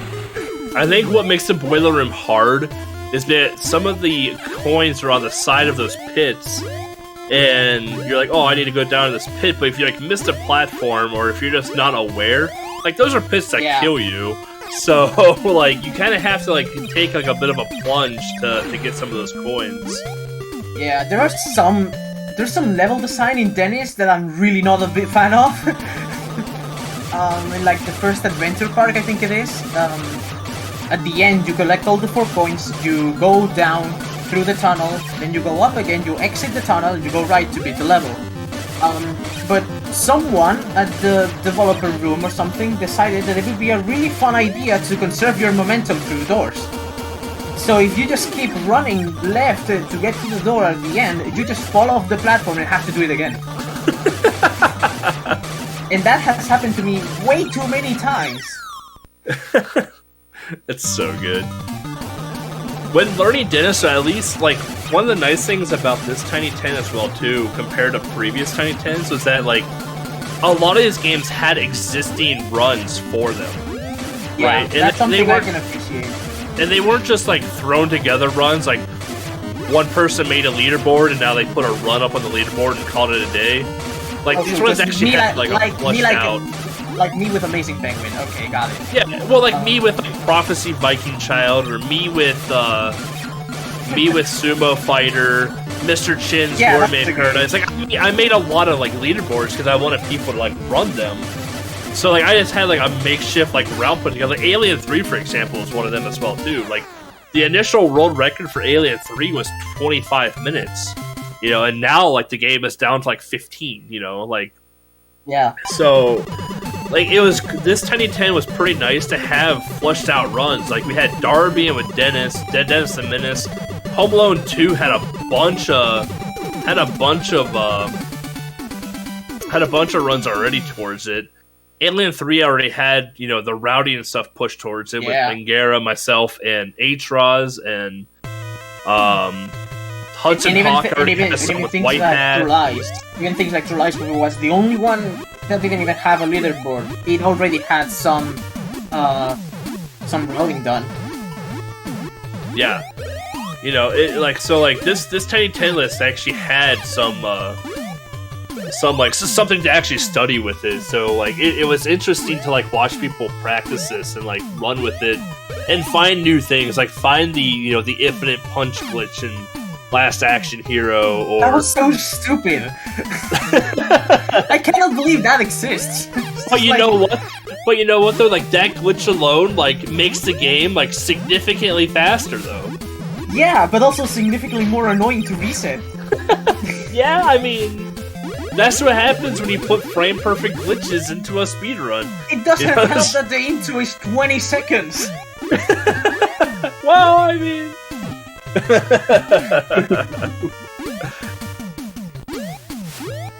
yeah, I really like everything that has been happening on practice. Like, the amount of crashes we've been managed to find out is just astonishing. Yeah. Who knew True Lies had a crash handler? Not I. You know, like, I didn't even know you could softlock Wayne's World until you guys were talking about it. So. Yeah, no, it's not a softlock. You can literally crash the game and the game resets. Oh. Well, I mean, I guess I knew of the softlock on the final boss, but yeah, I didn't know you could crash the game. Yeah, on the first boss, for some reason, sometimes the first boss like glitches out the entire screen and the game either resets, or in one case for me, crash the entire emulator. Wow. Credit warp. Someone find a credit warp. There you go. I mean, it could happen. It could happen. Yeah. We don't even know why the crash happened, so... Like, right now, I can't see Gizmo on Chisel's screen right now. It says a moving music note. That stage is so hard if you don't get the... Specifically, this part is so stupid if you don't get the music note. Like, I don't even use it until the end, and it's not even faster or anything, but I go out of my way to use it because I cannot beat that. This is just really tough. That's it. Yeah, in my opinion, it was the hardest. In my opinion, it was the hardest game in the list. It was the hardest one, but not the most punishing. I will say that. Which game do you think would be the most fun? Alien 3? Either Alien 3 or Terminator, easily. Yeah, I can see Terminator being punishing because there's no lives, no continues at all.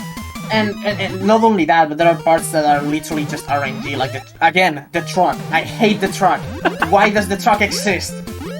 I will say I've had times where the truck just spent the entire level in the full bottom of the screen, just out of reach, so you couldn't hit it, and then fully flashed forward and killed me. For literally no reason. As well as there are other times where the truck goes up, and you think, oh, great, I can kill it now. but it goes a little bit more upwards than usual, so you don't get to hit it. But it also occupies the entire road, so you cannot move back. So you just have to wait for it to move forward and kill you, or move down and try again. I will say you get good puzzle RNG though in Terminator. I mean, I like the puzzles. At the end of the day, I really like speedrunning puzzle games. I'm a Professor Layton speedrunner after all. But I didn't really care that much about the puzzles. I will say I did lose one run to what I heard was the least favorite puzzle from Mo. The big one, yeah. Yeah, I did lose one run to it. But even then, as puzzle design, it's just bad. It is. Like, I'm not even talking as a speedrun because it's like, oh, you cannot skip the timer, it's boring. No, even as a puzzle design, it's bad. No, yeah. How am I supposed to know that only these specific 4 out of 8 cables or something emit energy? How am I supposed to know these specific tiles do not move in a straight line? Like, it's just... I'll tell you what, you can tweet Jason Austin and voice your complaints. I'll still praise him for Alien 3.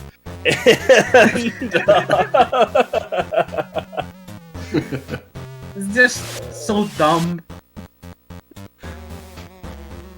Yeah, no, I was a little nervous with Terminator being the list because I know how difficult that game can be, like in terms of like snowballing, because like if something just goes wrong, like that game can snowball really quick because you don't get health back when you go to new stages, and there's no lives, there's no continues, so it's just like, all right, well, you're gonna get to the T1000. If you don't know about the trick of keeping the T1000 partially off the right side of your screen, you kind of have a little bit of a hard time because those like water droplets are gigantic. Yeah.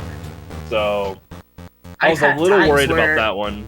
Yeah, I've had times where the jump before the final boss, the stair jump. It's so I don't think it's pixel perfect because it seems like you have like 2 or 3 pixels to actually do it. But it's really tight, and I've had times where I fail it over and over and over, and meanwhile I'm getting hit by rockets, and when I get to the final boss I'm like at 2 HP, and a drop falls on me and I die. Speaking of hard times jumping on platforms, Hudson Hawk. Yes! Watching you get bullied so hard on that screen. Wow. I hate that. Like, what even happened? Like, you get bullied so hard on that screen. Some of those jumps are... First of all, you need a running start. I tested, if you do not have a running start, you need to hold right for like a frame or 2 after leaving the ground, and it's just not feasible. But not only that, the precision of the jump is so tight that if you do it a little bit too early, you don't make it. If you do it a little bit too late, you fall. Yeah. It's just like the perfect amount of stupid. It's still doable, but it's still stupid. And it makes no sense. It's like I was telling Mo, like, I've never played Hudson Hawk on Game Boy. The only time I played was during the reveal, but I played Hudson Hawk on NES. And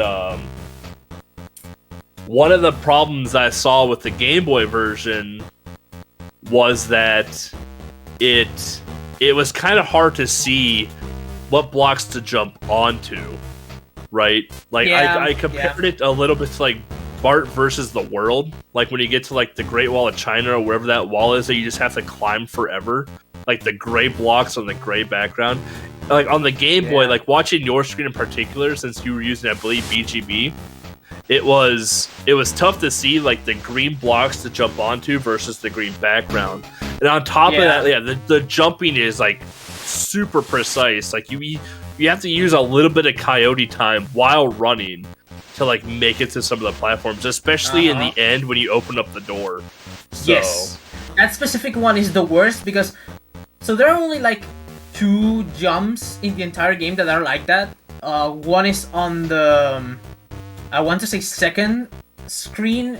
No, not second. The third screen of Mission 3 with, like, the baseballs and whatever. Yep.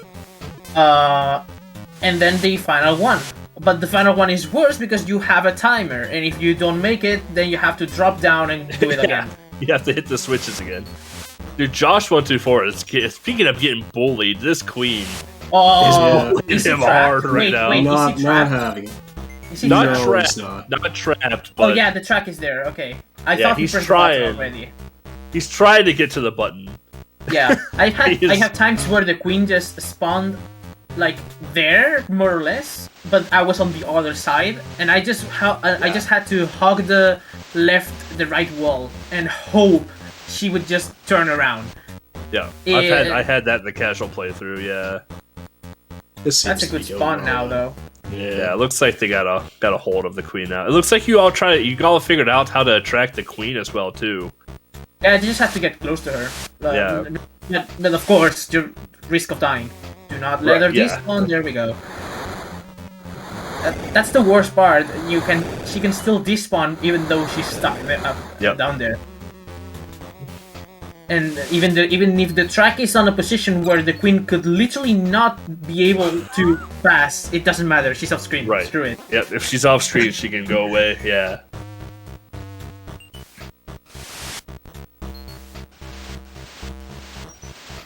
Right. Josh wrapping up. Josh 124 wrapping it up there, getting the Eve off of the planet. And finishing in second place with a time of 3 hours, 2 minutes, and 23 seconds. GG, Josh124. I will say one thing, I don't regret a single thing of getting the map and not doing the death warp. I don't regret anything. Yeah, we were talking about that in commentary because like I knew you were going to take the safer approach because you and I talked about that in Discord, taking the safer approach to it. And like I was saying, like the map's a good idea, especially in a race setting, because like you're hitting the eggs at a very fast rate. So like instead of getting the static 60 facehuggers that you have to kill, like you don't know how many facehuggers you actually have to take out. You know, because you're doing it so quick. So, like, taking that map with you and just seeing, like, okay, I have to kill 44 facehuggers now instead of 60 is good. And then you just know that you have to kill 20 of the Tier 2 aliens and 10 of the Tier 3 aliens. So at that point, you can just drop the map and just count in your head of how many aliens you have left to take out, so... Yeah, that was the main thing. The map, I only used it once, like, to know the amount of things that I needed to kill, but once all eggs are defeated, like, it doesn't really matter because no more aliens can appear. Right. So once you know those values, then yeah, you can go for it. You can just drop it and whatever. I got even a safety health that I didn't even get to use.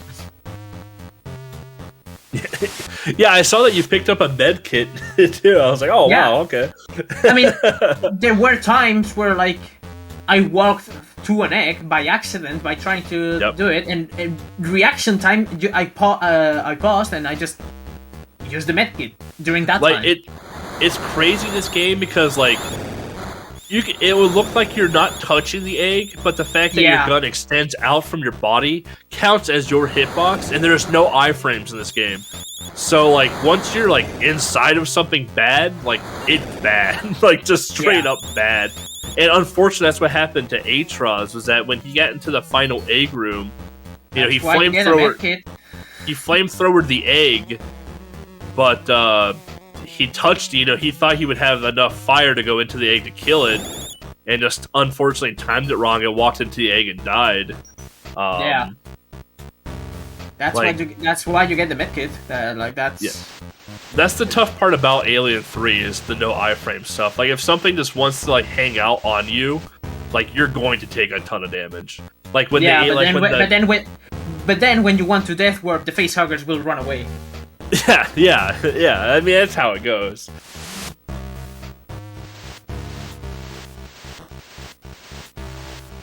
But honestly, I think the hardest part of Alien 3 is just the ducks. Like memorizing what switches to hit and which ducks that you can just skip based off of the way that they're turning and how the ducks are laid out. Like I remember like when I were the one thing I didn't really learn from the speedrun, but instead just pulled out VG maps and learned it from there. because the speedrun uses some. It's not really that difficult either. It's just memorization. Yeah. But there are some specific parts where it's like, oh, if you don't get into this hole in time, you die. Yeah. like you have to get pulled to a hole, and if you don't get there, then the next thing you know is you are being mashed together or something. Yeah, you're being pulled in real quick. Yep. Yeah. Yeah. Yeah, I know routing the game. What I did it a weird way. Is I learned which directions of the fans would push or pull me. So like I knew if it was counterclockwise, if I was above the fan, it would do this. If I was below the fan, it would do this type deal. It really helps because only one, like if the fan is on a rotation, it will push one side and pull from the other, always. Yeah. Yep. So if you get pulled from a fan and you move to the hole or whatever, now you know that if you go to the other side, you will just get pushed. And it's a great way to actually know it. No, yeah, there are times where you're going too fast and you just miss a switch by accident, and it's like, oh, right, I didn't press it, I guess. Yeah. And just being able to recognize that by looking at the fan, it's really helpful.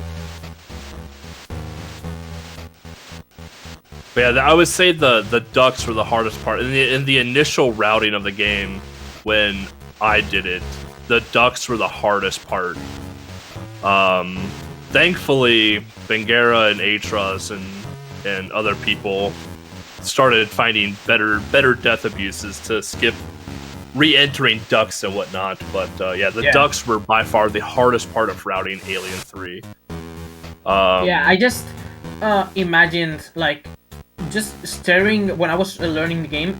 I guess staring at the maps of the ducks. In fact, I have the 3 last air ducts, so not A and B, but the other 3. I have them printed out, the map. I didn't get to use it because after multiple runs, I just learned it. Yeah. But just staring at the maps and knowing, okay, B, you don't have to press anything there, and on the other side, going the other way, you just have to press the first one, and that's it. Okay, cool. C, you have to press this one, then you go to the long detour and whatever. Kind of like you imagine the map in your head. And that really, really helps with Alien 3 in general, not only the ducks, but just knowing where things are, more or less, even if it's not exactly. Too bad there are no maps for True Lies, though.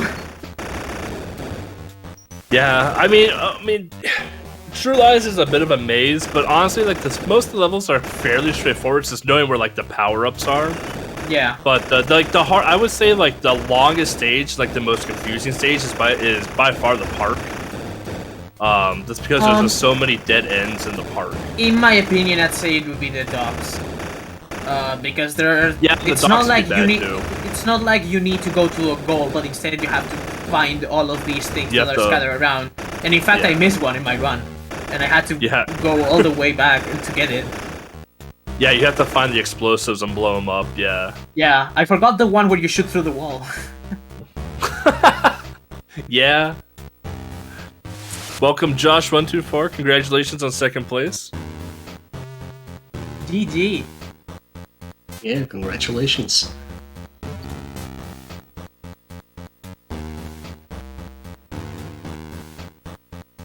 We can't really hear you. I don't know if the mic is muted or something.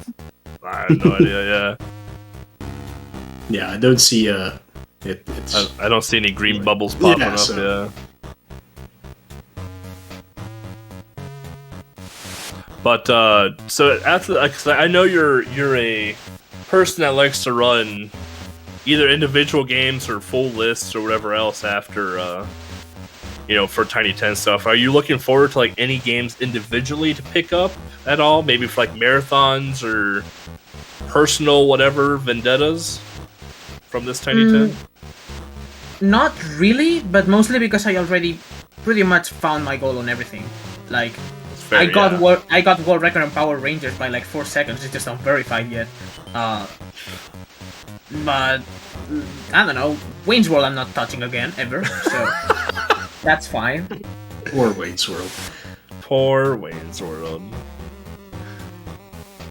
I was hoping someone would get Excalibur, but no one got Excalibur, and I was very sad about that. Why don't you get Excalibur? I did in my playthrough. Just join the race. Do it on stream. I don't speedrun anymore. I'm too old for that.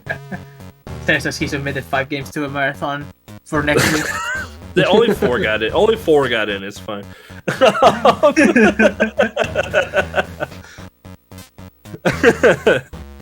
I mean, can we really call Kirby's Dream Land a speedrun at this point? Like, I literally can beat half the game blindfolded. It's not really a game anymore. Yeah, you can.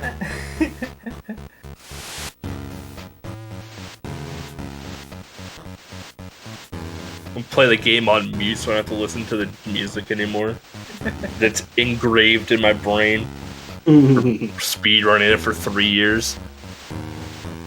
I got all the retro achievements from that, and that's all I care about. I don't care. My apologies. No, it wasn't that bad. Like, it was bad, but it wasn't that bad. Like, it's better than the Mega Man 2 Game Boy ones. Well, anything is better than Mega Man 2 Game Boy. No, the retro achievements, I mean. Because you literally have to grind for 9 lives to beat the game without dying from there. Oh, right, yeah. I get it if there were enough lives in the game so that you could just get them and that's it. But no, you actually have to grind. That's gross. Hard pass on all that. Yep. Same as the Bubble Ghost one. God, the Bubble Ghost retro achievements were so difficult. And no one wants to play Bubble Ghost either. That's another bad game. I love Bubble Ghost. Shut up. Oh, it's another bad game. The Solar Striker ones were also super difficult. Well, at least that's a good game. Having to beat the first 2 stages without shooting. God. Oh, wow, okay. Well, yeah, that'd be a little difficult. Hey, and we have to shoot him up here. It's not like, yeah, in a row. Well, that's rough. Hey, we have to shoot him up here, but you're not allowed to shoot. Alright? Yeah. Sadly, Ross Biggin has also forfeited. It's probably getting pretty late for you all over there, so... Yeah. 10 PM for me now. So, kinda. Yeah, and Anthole, like, forfeited a little earlier as well. The beginning of this list is not blind friendly. Like, you have some leeway with Power Rangers, and then immediately with Dennis, it's like, screw you. I will expect the Alien 3 stream from Anthole. Yeah, he did say he would join if Alien 3 with him. Yeah. Yeah, so this was not an easy list blind. No. And yeah, those were our only 2 blind racers this time, Anthole and Ross Biggin. But Ross Biggin will continue the list tomorrow, he's just tired. Yeah. Still trying to get Josh in here, I guess. Yeah. I don't have permission to do that, so... Yeah. Just a mere all people on screen right now are all the racers that are left. Yep. 3 of them in Alien 3, and the other one in Terminator. I can't believe Fede actually practiced. I mean, he took down the truck. Yeah. He's got it easy from here on out now. Like, Fede actually has a time on almost every game, if I remember correctly. Except for the last 3, yeah.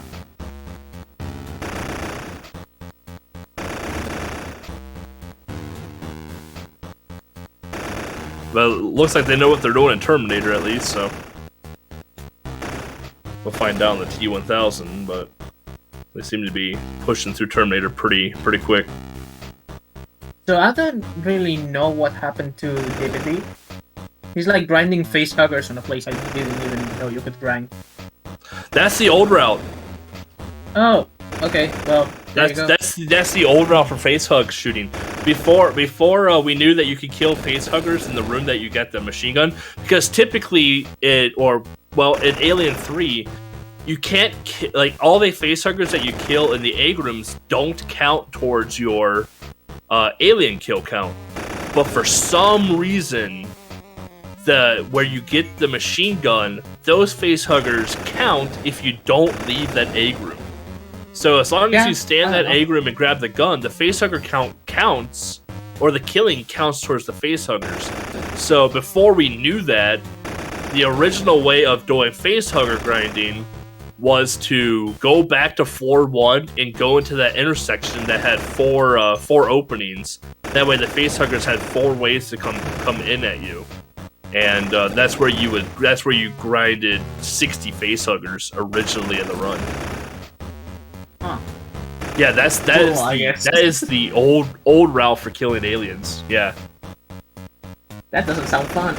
Yeah, no, it sucked real hard. Yeah, it was. It was why the original run used to be 25 minutes or 30 minutes long.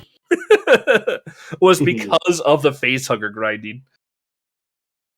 All right, Joss is back in here. Let's hope his mic works this time. Yeah, let's hope so. Yeah, there we go. Yeah, we can hear you. There it is. Congratulations on second place. Thanks. UG Ariel. Thank you. GG to you as well. So I'll ask you, Josh, like I asked Ariel. Again, I know a lot of you practice Gremlins too. Pretty hefty.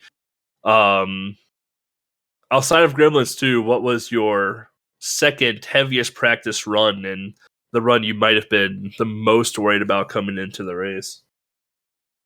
Probably Wayne's World, because I just really didn't like the way it controlled. I got some kind of surprising game overs when I practiced, so I just kept practicing that on and on and on.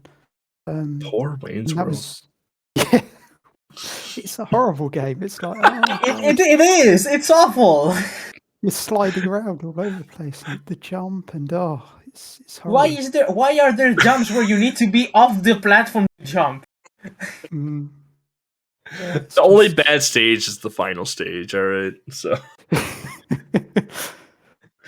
Sure. I will say though, if you want to have fun with it, go back casually. There's a lot of fun Easter eggs in that game. So yeah. There are a lot. I mean, I don't really, but okay. I'm not telling you to speedrun it again. No, I mean, I just don't want to keep playing it. No, everyone wants to keep playing Wayne's World. Yeah. Apparently, I'm not everyone anymore. No. Wayne's World's the new Shaq Fu. Oh, well, that explains a lot, yep. Yeah. Terrible game that no one wants to play. Yep. Y'all are shitting on Shaq Fu Game Boy until it gets into a tiny 10 you play. You're like, wow, this game actually isn't as bad as you think it is. To be fair, but then I will be super confident, and then on race day I'll get fatalityed by Sub-Zero anyway. So it's a totally different game. Mortal Kombat is awful. The fact that Mo put Mortal Kombat Game Boy in before any good fighting game astonishes me. I just don't like fighting games. That's it. I don't either. But like, you put in Mortal Kombat, which is known to be the worst port of the Mortal Kombat franchise, with input delays and frame issues. Before we had Mortal Kombat 2. That one doesn't suck. It still sucks just as bad. It does suck. There's no good Mortal Kombat game on the Game Boy. There just isn't. The fact that you chose Mortal Kombat before any other good fighting game blows my mind. I would have taken Fist of the North Star before Mortal Kombat, and that game sucks too. It's even worse when you remember the NES version. Well, they're two different games. The NES version and the Game Boy version are completely different games. Both suck. Well, yeah, I'm not saying they're good, but... I'm not saying they're good by any means, but, I mean, Fist of the North Star is better than Mortal Kombat on the Game Boy. I'll argue that. If you want to blame anyone for Wayne's World, blame Mo. I told him the game was hard. It's not hard. Weren't you the one that said on the reveal... Weren't you the one who said on the reveal, definitely not my pick? Yeah, it was not my pick. My pick for this list was Alien 3. Of course it was. Yeah. I've been trying to get Alien 3 into a tiny 10 for like 2 years now, so... I know, I've been there. Yeah. And y'all finally got to play it, and it wasn't that bad. No, I mean, Alien 3 was the one game that EVC was just saying on and on and on. That was like, okay, yeah, sure, this is fine. But not Shaq Fu. You guys haven't played it yet. That's for the better. Meanwhile, just all finishing in third place here with a time of 3 hours, 20 minutes. Has it been that long? Yeah. Oh wow. Yeah. So yeah, just congrats on third place. Too much movie talk. We didn't talk about the movies that much. Yeah, not really. But so back to you again, Josh. So like we talked about the hard and difficult speedruns. This Tiny Tan was actually pretty unique with previous well-rounded out runs already being submitted, like Dennis the Menace from Darbian, Alien 3 from Atros, and obviously Home Alone had a lot of fleshed out runs to begin with, but you know, having better movement and finding better things from Ariel and Atros and such. Like, what did you find one of the easiest runs to practice for this game? Obviously Home Alone was, because that power up, you know, just made the run boring. But outside of that, like with all the information we had for these games, like which game did you find one of the easiest to pick up and run with? I think either Power Rangers or oddly Terminator 2. Once I kind of got the hang of it, I think Terminator 2 was one of the first games that I kind of set aside and said, okay, yeah, I know what I'm doing there. I don't need to practice it anymore. It's tricky to start with, but once you get the hang of like the final boss and once you've memorised the puzzles, it's pretty straightforward. Though I did die in the race, and maybe I shouldn't be saying that. I hate Terminator so much. Be happy a T2 arcade game didn't get put in. That's all I gotta say about that. It's just, how did all of that happen? Like, who thought, yeah, we're gonna make this truck RNG, but if it touches you one time, you are dead and you have to start the whole game over. Yeah. Like, yeah, that is obviously such a good idea. That truck's what got me in the race, and I'd never had it behave that way before in practice. That's the thing! It never behaves until it does, and then it never stops. Here you go. Here you guys go. You can @IM0XERO. That is Jason Austin. He is the developer for Terminator 2 and Alien 3. Any complaints and gripes you may have about the game, you can direct towards him.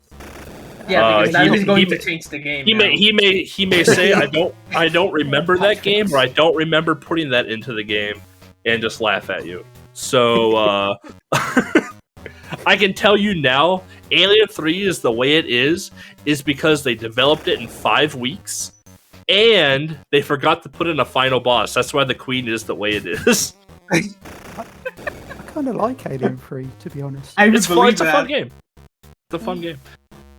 I cannot believe the knife literally has no use. It's just no use at all. It's just there. It's just there. It just exists. That's it. It's just there next to a bloody drain. Yeah. When is knife percent? Where you just get the knife and that's it. I mean, it has been discussed. Meanwhile, Serendipity here finishing up. Fourth place. Yeah.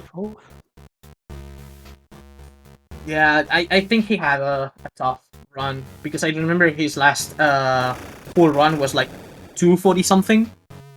So yeah. I was really surprised to not see him finished. Yeah, same here. Wait, Facehuggers 99? What happened? Maxed out the eggs. Didn't kill the eggs fast enough. Huh. That's bonus points, right, Mo? That is bonus points. He does have the highest score so far, and I did say the person with the highest score in Alien 3 is the actual winner, so...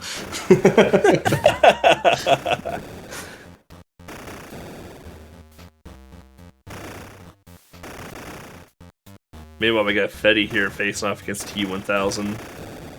He's doing a really good job so far. Yeah, he but is. he's really low on life, though. He is, but he got the T1000 down.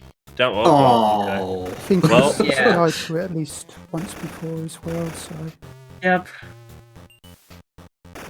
It's a hard boss if you don't have a very specific plan for it. It's very hard. If you don't, even if you don't even have a plan, if you don't understand it, it's really difficult. Because you could just shoot it at the edge and wait for another weapon and keep doing that, and eventually it will work. It will just take a super long time, but even then, with very low life, it's very difficult to actually maneuver through the drops and the things without moving the boss again. The worst part is when he's standing still. You go back to get a weapon, and when you come back, he's near you again. He's like, okay. Like, surprise! I'm right here. And yeah, if you try and do it as fast as possible, you can kind of get the timing wrong. He can turn into Liquid Terminator sooner than you want, or kind of don't get the or you get the weapon behind him. You get the weapon behind him then too, and you have to like fight through him to get to the weapon. And if you have enough life, that's not really that risky, but it's really bad when he gets transformed earlier, because that just means more grenade launchers, or the strong guns, I guess I could say, are going to appear, and that's bad because they don't really have that much knockback, and they have like only 8 or so bullets. Right. So, yeah, I mean, they don't have a big knockback because, like, with the machine gun, you can just rapid fire those bullets into them. Exactly. They keep pushing them back, but the grenade launcher has a bit of like a recharge time, so to speak. That you kind of have to like rhythmically like push him backwards with it. And it's not really that much. It's not really that much about the. It's not really that much about the speed, because you can if you like get him on the edge and just use that gun, it still doesn't really do much. Yeah, it's mostly just damage, and it doesn't do it much of damage either. Like, the only purpose of that gun is literally to just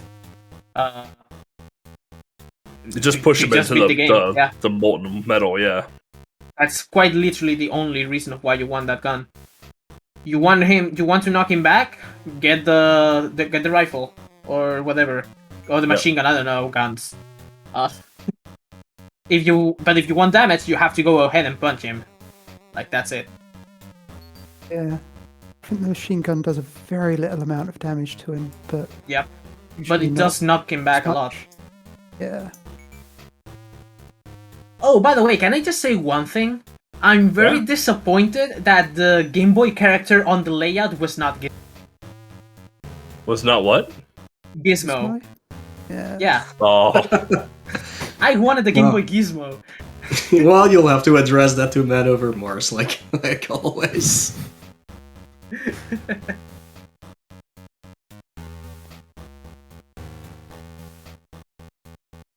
Adriana's having a little bad queen RNG there. Yeah, the queen was so close to getting pushed by the tram, but it barely missed, and because of that barely missed, the tram was already on the way and they couldn't refresh the room on the air duct. Ooh! Well, this might not go well either. That's the thing, if the queen blocks you out there, then you're in a it's not a one-hit KO? No, but like... you don't have iframes. So, I mean... So, I'm pretty sure that was like the damage for only one frame. Pretty sure. No, it doesn't seem like it. Yeah, so now they can't go into the air duct and reset the room. Now they need to wait. Yeah, now they have to wait it out.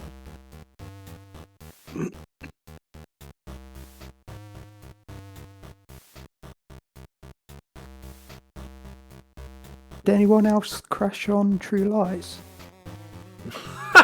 I don't think so. I haven't done that. Only me then.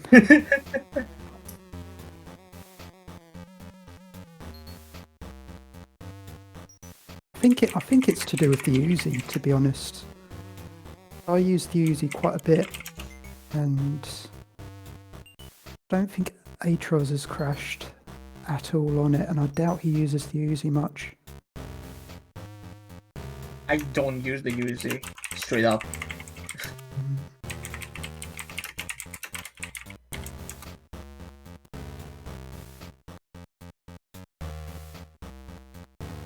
Can we stop with the Queen references?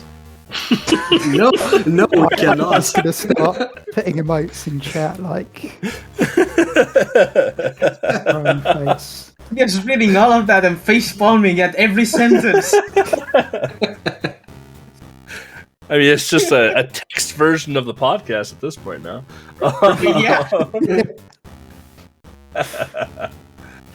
I can't believe you actually commentated during True Lies instead of just pulling the podcast. Well, I mean, we did talk about the movie when the stream crashed. Like, we started talking about the movie when everything went down. And we're just like, well, shit. Alright. So we can stop commentating. How much did you talk about the game in the podcast? Not much. Because I was like, I was listening to it, and then I was like, hang on, when did they talk about the game? I can't remember. I don't think they have yet, but they're very close to the end. Now they're saying goodbye. I'll tell you what, listen to Last Action Hero. We talk about the game a lot in that one, too. Yes. The fact that you say a lot makes me think it's sarcasm. I don't know, just a hunch. And then after that, listen to Amazing Penguin. Oh, right. Yeah. All the theories about the box art, yeah. Such a good one. Alright. We are going to... has finished as well with a time of 3 hours and 32 minutes. So there's only one person left in the race, which is Fata. But he's quite a few games to go, so we will start wrapping it up here. Yep. We're gonna wrap up. Thank you, Ariel and Josh, for joining us for post-run commentary. As always, congratulations on first and second place. Hope you enjoyed this. All right. Thank Mo. He was excited for this run. So as well with a time of 3 hours and 32 minutes. I know, I'm doing it myself. Wait. It's fine. It's just coming through the Discord thing. Quite a few games but thank you all the racers for joining this iteration of Tiny 10. Always love seeing new faces and old faces, and just love seeing people practice and break the games, as Game Boy games are not super optimized as our racers this time around have found out. So hope you enjoyed we put on my resume now, found a stupid glitch on Last Action Hero. See? But with that, thank you all for joining Retro Gaming Live TV. Thank you all for watching the Tiny 10 number 12.